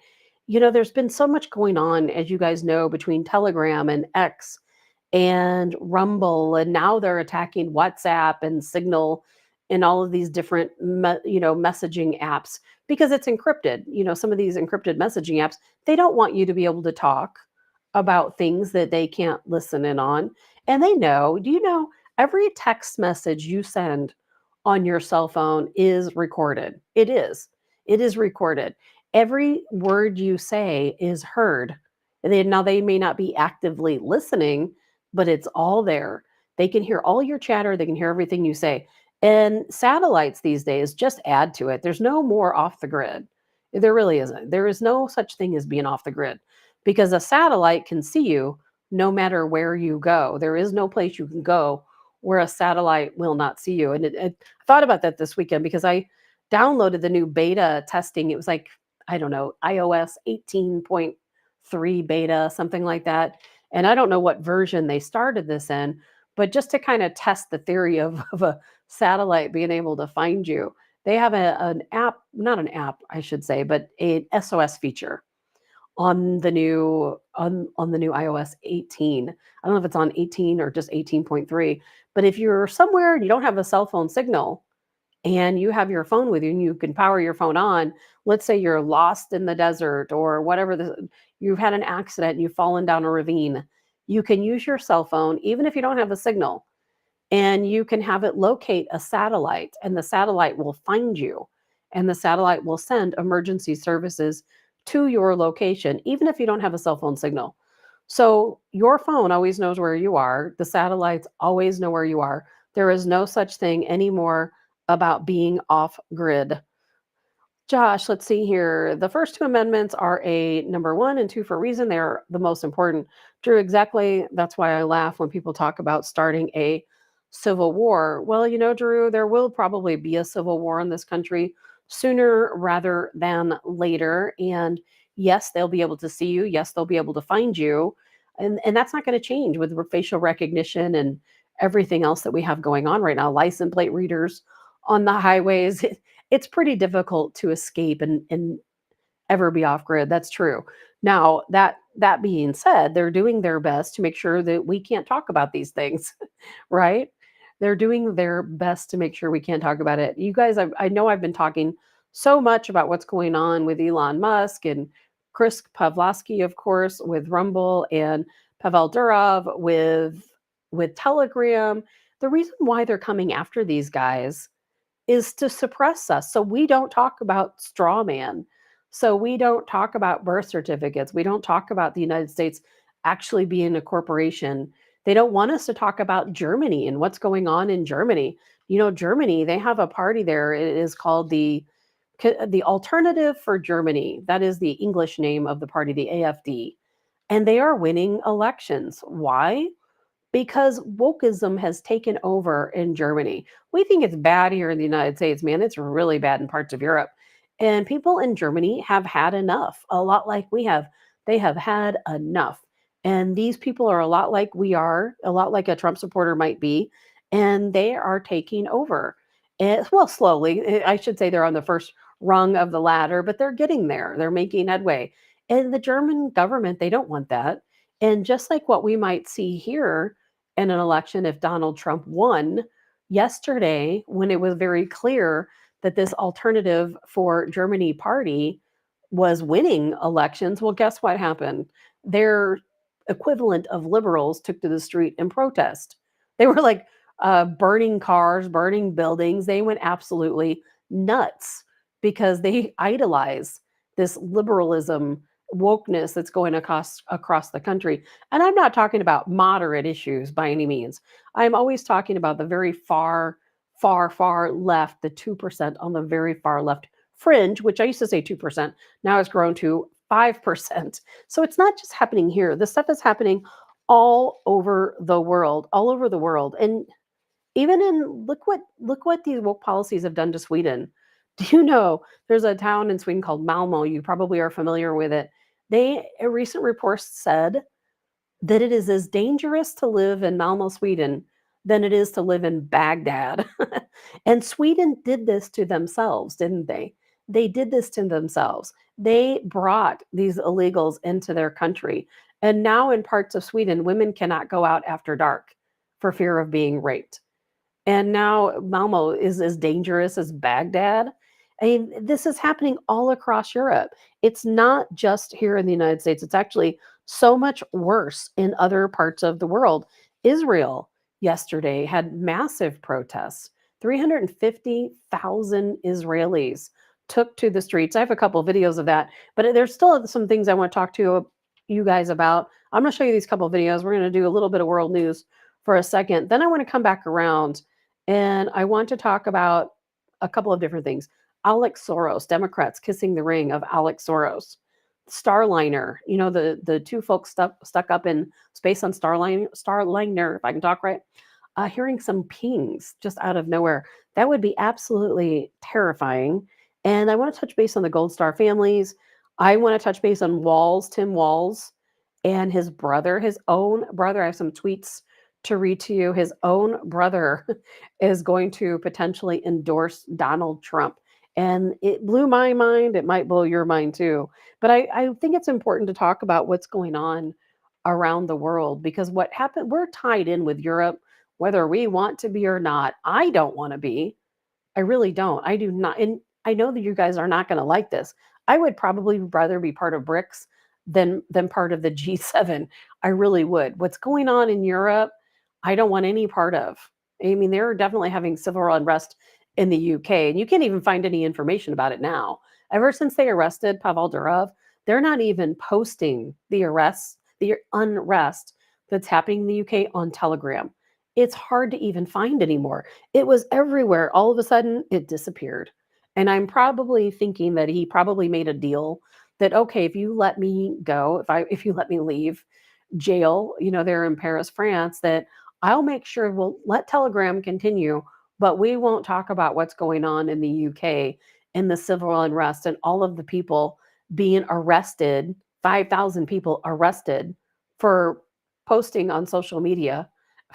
They literally, I think it was called Operation Daybreak, something along those lines, where they released violent prisoners from the jails in the UK so that they could fill the prisons with people who are posting on social media. And that is not a joke. It's actually true. It's actually true. And I want to show you what's going on in Israel right now, because as you guys know, they found the bodies yesterday of 6 hostages, of the hostages in Gaza that had been killed.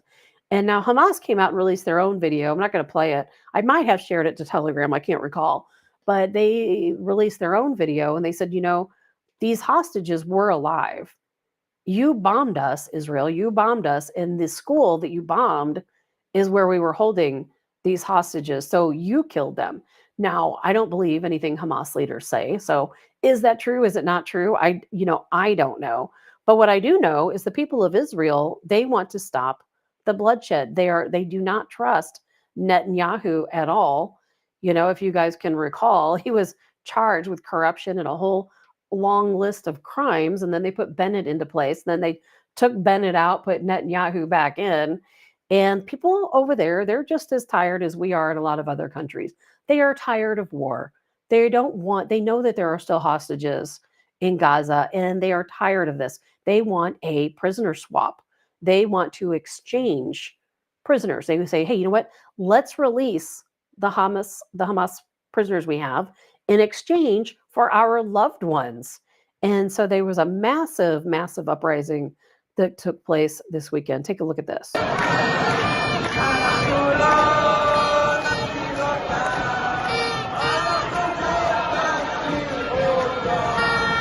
That's 350,000, allegedly 350,000 people in Tel Aviv protesting against Netanyahu and his actions in Gaza. And because it's leading to the deaths of hostages. And this is another scene where it turned violent because Israeli troops and Israeli citizens ended up clashing. And I don't know if it's true. I can't prove it's true, but there are citizens, Israelis, saying that the government used chemical weapons against them. I don't know if it's true. I saw the Israeli troops using water cannons against them. I'm not sure about chemical weapons, but you can take a look at this here.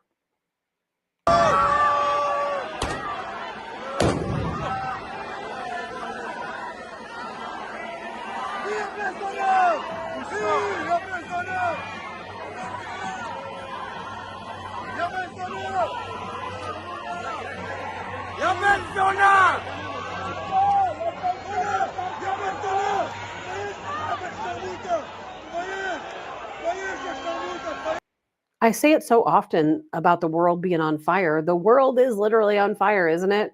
I say that I think just about every show because there's so much going on around the world and so much of this you don't see on mainstream media. You don't. And again, that is why they want to take these back channels away, like Telegram or X or Rumble, where you can actually see and talk about some truth, things that are actually happening. You're just not going to hear it. And they want to take away the ability of you not only hearing truth, seeing truth, speaking truth, but having the ability to use your own brain, your brain cells, which you guys all have many of, and deciphering the truth for yourself. Why can't we hear all sides of an argument and we determine what the truth is? They don't want you to do that. They want to spoon feed you the truth is what they want. And things are heating up. As you know, it's alleged that Macron, of course, the president prime minister of France, that he lured Pavel Durov, the founder and CEO of Telegram, to Paris.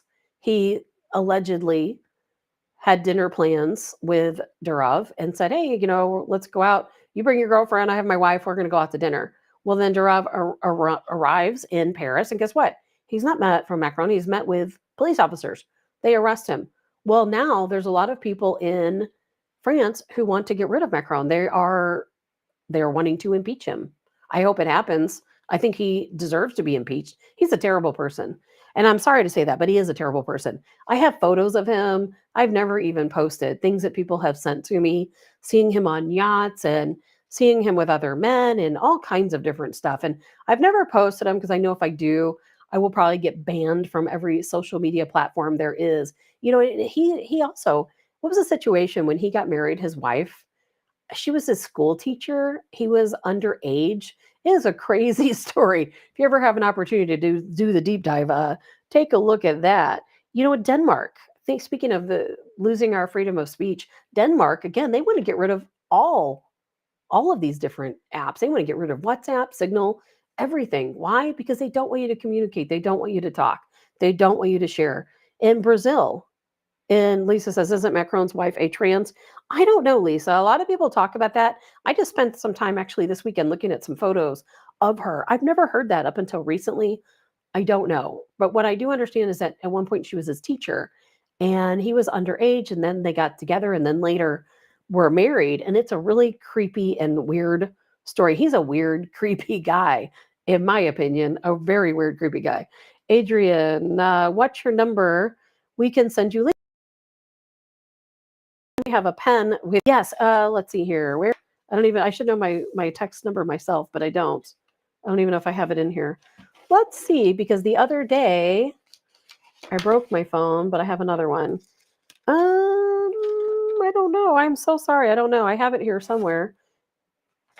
That's weird because normally I would have it right here next to me and I don't see it. I don't know, Adrian. I will post it on my Facebook page and we can see it there because normally I have it 314 something or another. Nope, don't have it. I'm sorry, but I should have that, shouldn't I? I will post it on my personal Facebook page and you guys can use that number, a show text line, to send me messages. I wish I could remember it, but I don't. I got way too many things to remember. But I'm going to post it on my personal Facebook page. And if you guys want to text into the show, you can send me links. Just so you know, if you send me a video, it's hard unless the video is isolated. If it's a link for me to pull up, I'm still learning how to share those types of things. But I can at this point only post isolated videos. So if you have a way to isolate it and send it to me, I'll play the video. We'll talk about anything you guys want to talk about. Kevin says, just like Trudeau, isn't that the truth? Is he really Fidel Castro's son? I've seen some very interesting arguments and photos that to me, I could see why people think it. I don't know, but I certainly can understand why people can think of it. And I didn't save the video or I'm not going to play it for you guys today, but there is a video out there that happened this weekend where Trudeau, he's got donuts and he's handing them out to labor union people. And then this guy just blasts him. And you could tell he did not know what to think or how to react. And you can't see his face because the camera was to his back. Josh says, "This is a weird world we live in. Think about how much the world has changed since the Reagan administration. Isn't that true?" And Josh, I was going to play a video of Reagan today, and I wish I would have saved it. I'll do it tomorrow, where he tells a joke. And it's like such a cute video of him telling this joke. I'm gonna make sure I have that for you guys tomorrow. My last little bit of world news before I move on to some better stuff is that Brazil, as you guys know, Brazil has banned X. As a matter of fact, X shut down, I think it was on Saturday, in the country of Brazil. And so now Elon Musk said there's a judge there. Oh, what is that guy's name? Alexander de Moraes. Elon Musk has threatened that he has a whole list of very serious crimes that this judge has committed. And Elon Musk is going to post all of these crimes onto X for the world to see in retaliation for Brazil saying that X can no longer operate there. Not only can they kick them out and not have an office there, but now the people in Brazil are banned from using the app X. And if they are caught using X through a VPN, they are fined 10,000, the equivalent of 10,000 American dollars. Isn't that insane? Absolutely insane. What in the world is wrong with this world? Lisa, watching and listening while looking at our Utah off-roading videos this past May, reliving those feelings I had giving myself an attitude adjustment. Man, things are changing. Josh says, Elon is a stud. Man, that he truly is. And there's a lot of word actually, outside of that on foreign news. We talk so much about the provocation, how we keep poking the bear. And that bear right now is, of course, Putin. It usually is Putin when we're poking a bear, and trying to lure him into retaliating. So last night, Russia sent several ballistic missiles into Ukraine. There were several large explosions. I saw video, people from their home that took video. That's a great thing about war these days, isn't it? Another reason why they don't want you to have Telegram, because you can actually see these missiles and what they hit and the explosions, and you can hear how the citizens react and what they're seeing. They don't want you to see that. But the big word is that there's a summit coming up, a BRICS summit coming up in October. And allegedly, the United States, Europe, Ukraine, the reason why Ukraine is going into that incursion into Russia is to provoke Russia from canceling the BRICS summit in October. And there's a lot of talk that the reason why they want to cancel that BRICS summit and not allow it to go through is because Turkey has applied to join BRICS, along with well over, I think, 100 and something other countries have applied to join BRICS. So, of course, Europe, they don't want this BRICS summit to go through. They don't want that to take place because, man, the world is changing, and it is changing fast. It's changing really fast. So I just want to get to some other news. What do you think about Democrats kissing the ring of Alex Soros at the Democratic National Convention that took place from August 19th to the 22nd? Now, I've not seen photos, I've not seen the video, but I did read an article about it. And this author claimed that at the DNC convention that they witnessed Bill Clinton, of all people, and several other Democrats approach Alex Soros, of course, the son of George Soros, and they kissed his ring. So for some of you, I don't know if you understand what the symbolism is of bowing down and kissing someone's ring. What easily comes to mind is, of course, the Italian mafia that, the other people, the Italians, whenever they come across the mob boss, they bend down, they kiss their ring, right? What's going on with Alex Soros? Why would anyone kiss his ring? I don't get it.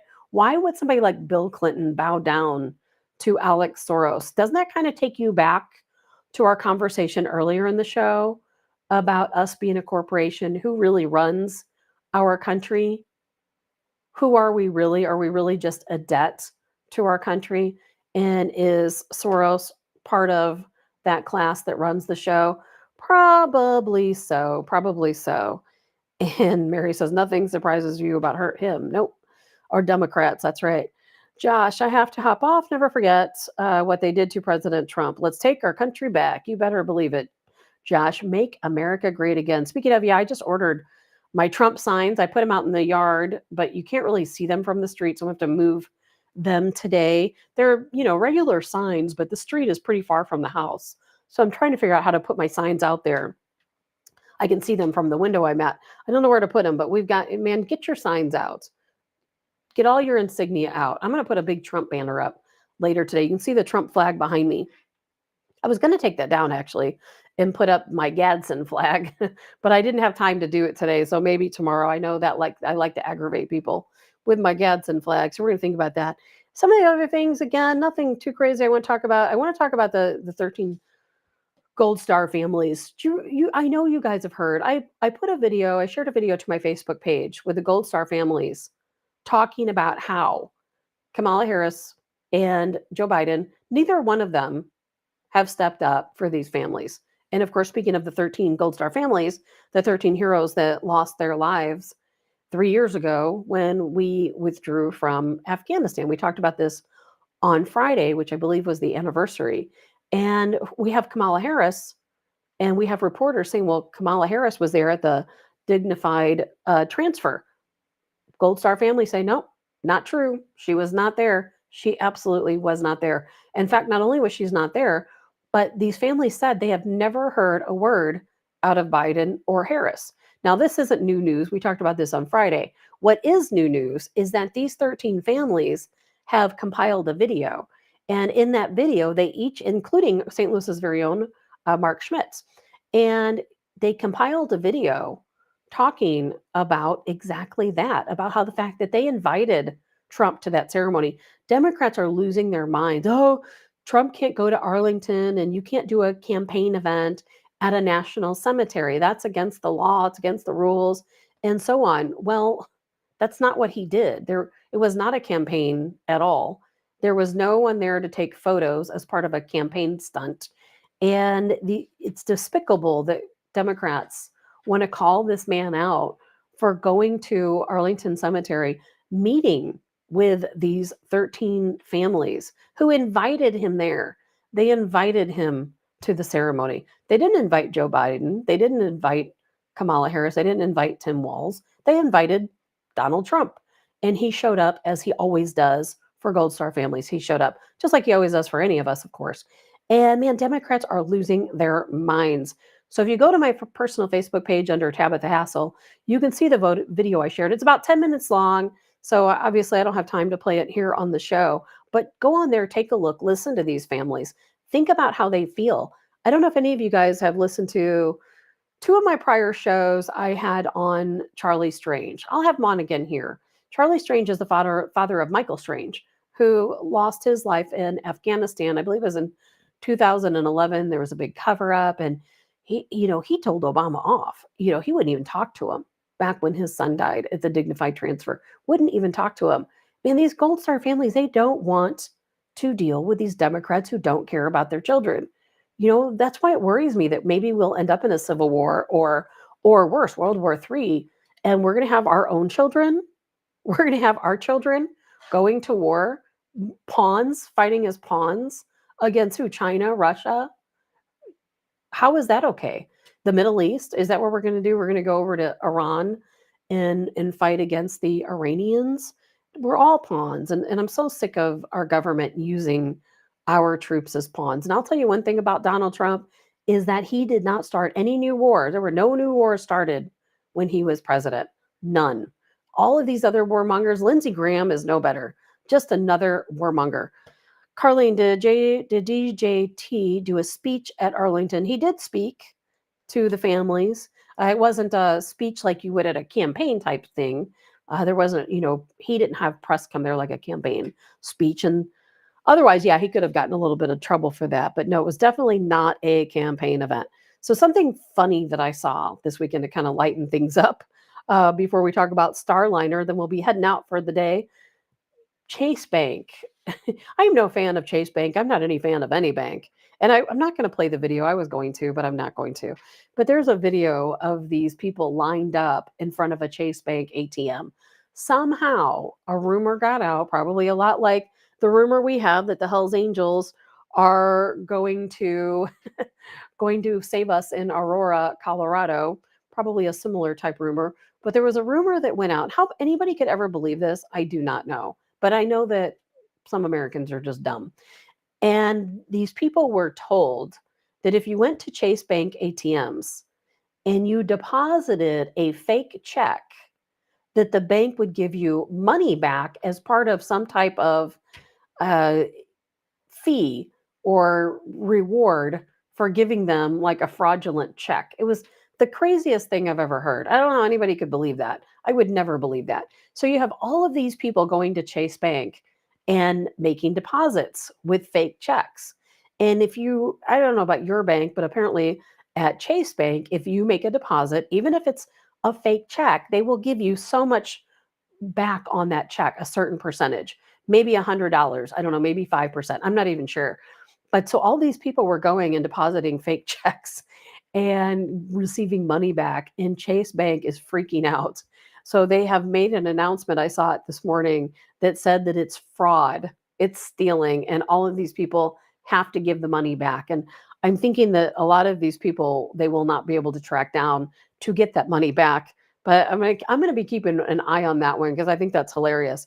For one, I can't believe that Americans are that stupid to think that they're going to give you a reward of some type for depositing a fake check through the ATM. That makes no sense at all. But yet, I saw this line of people at the Chase Bank ATM waiting in line to deposit their fake check. So every day I wonder what's going on in our country and how we became this stupid. I may never know. But something that's not stupid is what's going on with the Starliner. As you guys know, we had two astronauts that went into space, and oh, you know what? I forgot. I do have something else to talk about. Let's talk about this before we get to Starliner. And I'm sorry about that little switch of things going on here because I think this is more important. I want to talk about Starliner last because we'll just keep things to where they are. You know, before we get too far, there is one more thing I want to talk about, and I want to talk about Walls, Tim Walls, before we switch over and change gears to Starliner and then close out for the day. Tim Walls, do you know his own brother? Have you seen these tweets? His own brother is considering endorsing Donald Trump. Take a look at these tweets. This is crazy. And, you know, I don't even know who these people are. Marco Paul Spinelli, have a talk with your brother. Jeff says, haven't spoke to him in 8 years. I'm 100% opposed to his ideology. My family wasn't given any notice that he was selected and denied security the days after. That's crazy. And let's see here. Liz O'Neill, help MAGA get on stage with President Trump and endorse him. Help save this country. Jeff Walls, again, Tim Walls' brother. I've thought hard about doing something like that. I'm torn between that and just keeping my family out of it. The stories I could tell, not the type of character you want making decisions about your future. Okay, so this is Governor Tim Walls' brother, okay, Jeff Walls. And he gave an interview to the New York Post. You can take a look at the current New York Post and you can read the interview and you can see these text messages there as well. What are these things that he knows? Wouldn't you like to know? I know I would like to know. There are things he knows. What could those things possibly be? I mean, my imagination runs wild thinking about, because you know, of course, your siblings know everything about you, don't they? And if you've seen I'm not going to show it right now. I don't even have it pulled up. Did you see the photos of his dog, of Wall's dog named Scout? There's like two photos of Walls. They look completely different. One you can tell looks like a promotional photo, and one is probably the real photo. And people said that he posted these both on Facebook 2 days apart. Completely different dogs. Completely different dogs. One of them, he looks very natural, like he's been out walking his dog. Oh, here's Scout. We went for a walk. The next one, a couple days later, he's all dressed up, doesn't even look like Walls, and he's got his dog Scout. Same message. Oh, here I am walking my dog Scout, but it's a completely different dog. And the caption is this guy even real? There's nothing real that's going on right now. Absolutely nothing real. And you know, and I if you go to my personal Facebook page, this just goes to show the sentiment that people have. I posted a photo. This was from the 405 freeway in Long Beach. I don't have it here to show you, but it's on my personal Facebook page. And if you go on there and look at it, I think it's got 1,300 likes, hundreds of shares. I think the last time I looked, it was over 500 shares because we are the majority. We are the majority. Don't let anyone intimidate you or fool you into thinking that we are not the majority. Even in California, we're the majority. I know that seems hard to believe. I know it does. I know a lot of people in California. And very few of them are liberals. And I'm telling you, it's just a big sham for them to think and to intimidate us into thinking we are the minority, when in fact we are the majority. Drew says, come on, Tabitha, you're being petty. I'm not being petty, not petty at all, because Kamala Harris is an idiot. And this video will prove that to you. Are you struggling with idiots in the White House? Tired of endless wars, illegal immigration, and sky-high prices? You're not alone. If you're tired of Kamala's failures, Trump may be right for you. Did you know? Trump is the only president in recent history who didn't start any new wars. That's right. While others have led us into endless conflicts, Trump focused on peace and bringing our troops back home. Remember the days when you could fill up your gas tank without maxing out your credit card? Are you tired of eating cornflakes for dinner because Joe and Kamala's economic policies have made life unaffordable? If you're ready for a change, Trump may be right for you. With just one vote, you can ditch those asshats that have been screwing up our country and help steer us back to prosperity and stability. And remember that border wall? The one they all mocked? Well, it turns out Trump's wall was such a great idea that even Kamala is pushing for a wall now. Possible side effects may include restoring national pride, boosting the economy, reducing illegal immigration, and more winning than you can handle. Voting Trump is not for everyone, only those ready to put America first. Idiots, that's right, isn't it? Idiots, they are all just a bunch of idiots. Sorry to anyone who disagrees. Drew says it's 2-1 Democrats in California. You know, California is no different than the rest of America. In the big cities, yes, of course, it's Democrats who rule. And I know in some parts of California, it seems like liberalism has taken over, but people are also leaving California in droves. They really are. And the people there, you know, people, what do people care about, right? They care about their health. They care about security, taking care of their family. They care about providing for their family, right? Well, you can't do any of those things in California right now. I mean, it's very difficult. I've spent so much time in California, especially a couple years ago. I was back and forth, you know, several times each year, and I would drive up and down the Pacific Coast Highway. And I was there to visit a friend, and he worked during the day, so I just had my day to go do my thing. And I would go from beach to beach to beach, just checking out these beaches, every single one, nothing but homeless people, all up and down the Pacific Coast Highway. Homeless. If you drive around certain parts of Los Angeles or other areas I probably didn't even, you know, go into and see everything, homeless camps everywhere. People can't survive in this economy, particularly in California, where a one bedroom, you know, one bathroom house is $1 million. People cannot survive in this economy, and they're not surviving in this economy in California. I do expect it might take some time, but I do expect things in California to change. I really do. I really, really do. So moving on from that, I want to get back to this one last thing before we have to go, because my time is about up. Starliner, you know, this absolutely terrified me to think about. And we all know that we had the Starliner aircraft that went up into space a couple weeks ago, several weeks ago now, and they were only supposed to be there for 5 days. And then all of a sudden they had some technical issues, and we don't know how to bring them back down. As a matter of fact, our government, NASA, has hired SpaceX to try to rescue these 2 astronauts. Right now, they're okay. They have supplies, but can you imagine going into space thinking you're only going to be gone for a week? And now they're saying that they won't be able to bring them home until sometime in 2025. Well, that is scary enough. Now, all of a sudden, they are hearing noises. It's pings and rattles, and you're going to be able to hear it for yourself. Now, this is Butch Wilmore. He is calling mission control at the Johnson Space Center, and he's trying to allow them to listen to these sonar pings that they are hearing inside the Starliner. Houston on 2, got a question about Starliner. Houston's with you, Butch. Go ahead. There's a strange noise coming through the speaker, and I didn't know if you could connect into the Starliner and let me keep mic and let you hear it. I don't know what's making it, but I don't know if it's something that maybe is connected between here and there, making that happen. But anyway, can you do that? We can configure that, Butch. Give us a minute, and I'll call you back when it's ready. Okay.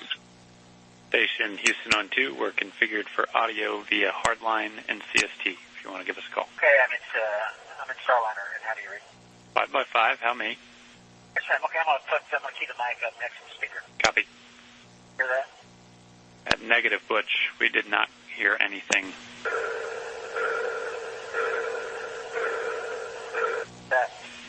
All right, Butch, that one came through. It was kind of like a pulsing noise, almost like a sonar ping. Yeah, I'll do it one more time, and I'll let y'all scratch your heads and see if you can figure out what's going on. Here we go.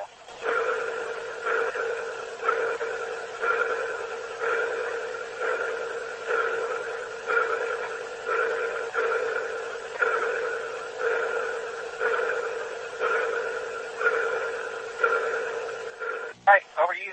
Tell us if you figure it out. Yep, good recording. Thanks, Butch. We will pass it on to the team and let you know what we find. And Butch, just to make sure I'm on the same page, this is emanating from the speaker in Starliner. You don't notice anything else, any other noises, any other weird configs in there? Okay, thank you. Wouldn't that be terrifying to be stuck in space? You're already stuck in space. They're already telling you have to survive in space, thinking you're going to be there for a week until sometime in 2025, months in space. Possibly. I know that NASA's trying hard to not say that maybe they won't be rescued at all. And then you're in space and you hear these pings. What could that be? I mean, surely it's probably something mechanical, maybe even something that can be explained, but I can't even imagine the fear that they must have being there and hearing the sound and knowing that they are stuck there and potentially may not ever, come back to Earth or may never see their families again. I hope that SpaceX can possibly retrieve them. I think we all need to hope and pray that happens. And it scared me because I don't know about you guys, but everything about space terrifies me. It absolutely terrifies me. And, most of you guys know I work in the film industry. And while I cannot talk about movies, I can tell you that we recently screened the new Alien movie. And I don't think I could be an astronaut. I really don't. I mean, as amazing as it is for people to become an astronaut, and I know I sound like the dumbest person on the planet for saying that, it would be such a privilege to be able to go into space. And these people, they work so hard to get there. However, for me, I would be having the Alien movies running through my head, and I don't think I could handle it. Not to mention I'm claustrophobic. Dottie says, I don't have a good feeling about Starliner. I don't either, Dottie. I really don't. And I hate to say that. I'm hoping and praying that they are brought home safely. But what a terrifying, terrifying situation. And Drew says they'll be brought home in February. We hope so, Drew. I hope they're brought home in February. We are hoping and counting on it. What a welcome they will receive when they are. Now, if you just tuned in late, you didn't hear the show from the beginning, please go back. We talked a lot about, is the United States really a corporation? We talked about the straw man just a little bit. In a 2-hour show, it's really hard to deep dive on a lot of topics because I feel like there's so many things that we need to cover that we have to talk about besides like deep dives.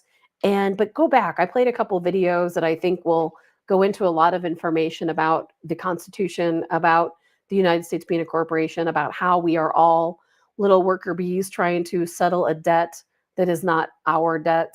We are born into debt, basically, and how your birth certificate ties in. And I talked about my Telegram page, the Tabs on Tap Telegram page, and you can go on there. And I shared some longer videos on the Telegram page that really go into a little bit deeper into the idea of the straw man and the idea of our United States being a corporation. So go back, look at Telegram, watch the beginning of the show. And what I'm really thinking about doing, and I'm curious what you guys all think about this, I am thinking about, since I don't have time here since I don't have time here to talk about all of these things. And Kevin sounded like a Twilight episode. Yes, that did. And sorry, I have terrible allergies today. So I'm trying to get through the show without coughing, sneezing, and blowing my nose and my eyes watering. I'm thinking about putting together a separate show. And I know I'm busy, but you know what? I can make time if you guys can make time. But we do every morning I come on, we talk about the news, a lot of foreign news, a lot of what's going on in the United States, a lot of what we see in the headlines and that type of thing. But I would like to put a separate show together.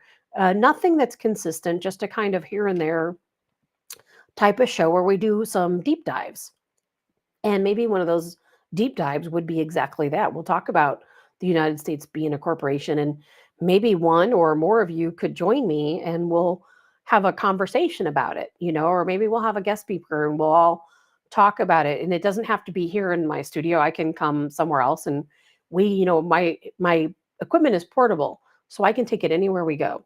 But I would really like to do that. I would like to do a deep dive on some of these topics because I think there's so much that needs to be said and so much proof out there, not just about this, but about so many other different topics. I want to talk about paranormal. I want to talk about extraterrestrial. I want to talk about missing person cases. There's so many things that I'm going to branch off into from this main show.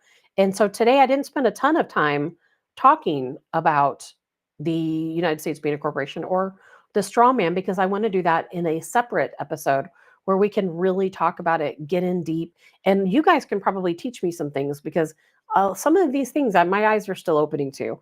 I'm still learning about a lot of different things. And yes, Lisa, I thought of you right up your alley with the paranormal. There's so many different things that we can. I thought about that the other day that I am my own producer.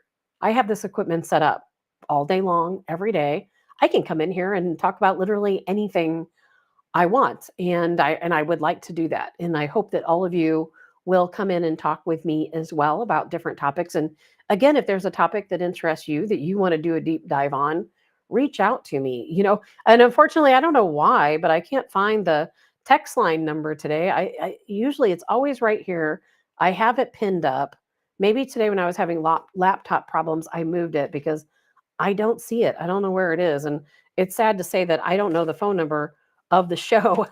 I've got too many things to remember, and I just can't remember that number. But I will find it. As a matter of fact, I'm going to add it to the ticker that goes across the bottom of the show starting tomorrow so that you guys will all have it and I won't have to keep finding it and remembering it. So anyway, that's it for today. I don't really have anything else to cover. We'll have a lot more to talk about tomorrow. And again, I've been kind of contemplating between going from right now, the show is from 7 to 9 a.m. I've been thinking about moving it to 8 a.m. because I can't see who's watching the show or who listens to the show. I never know who tunes in or out. There is nothing that tells me that. However, I see a number, and I do know the number is a lot bigger at 8 o'clock than it is at 7 o'clock. So I'm thinking it might be more prudent to start a little bit later. And I'm always late, so maybe that wouldn't be such. Thank you, Pam. Oh my gosh, thank you, Pam. 314-546-2677. I got to get that into my head. And Drew says, maybe you can help Vic out. There are only 3 days a week. Vic's a busy man, Drew. He is a busy man. He probably only has time to do 3 days a week. All right, guys. Well, I think that is about it. If you want to text the show, thank you, Pam, for that number, 314-546-2677. Send me your topic. Send me your information. Let me know if you want to get involved. If maybe we should have like a little session that we record like a show. We can do it live. We can record it, whatever suits us best, and do a deep dive on some of these topics. Let me know what you're thinking, because that's what this show is about. I mean, I don't want to sit up here and drone on about things that are important to me. I want to talk about things that are important to you. So we'll do that. And this show is not structured like it was at Cancel This or some of the other shows I've been on, where we only talk about these wild topics on Fridays. We can talk about anything we want, any day we want, spend as much time on it really as we want to. As long as it's within those 2 hours, because I have to go to work after that. So thanks, everyone. I hope you guys all have a great day. Again, I am Tabitha Hassell with Tabs on Tap. Be sure to join us on Wednesday with Colonel Joe Adams. I've got some other guests in the works, and I will be announcing them as they are confirmed. And I hope you guys, again, all have a wonderful day. Have a great Labor Day. Enjoy the rest of your holiday weekend. Do some barbecuing for me. That's what I'm going to do later.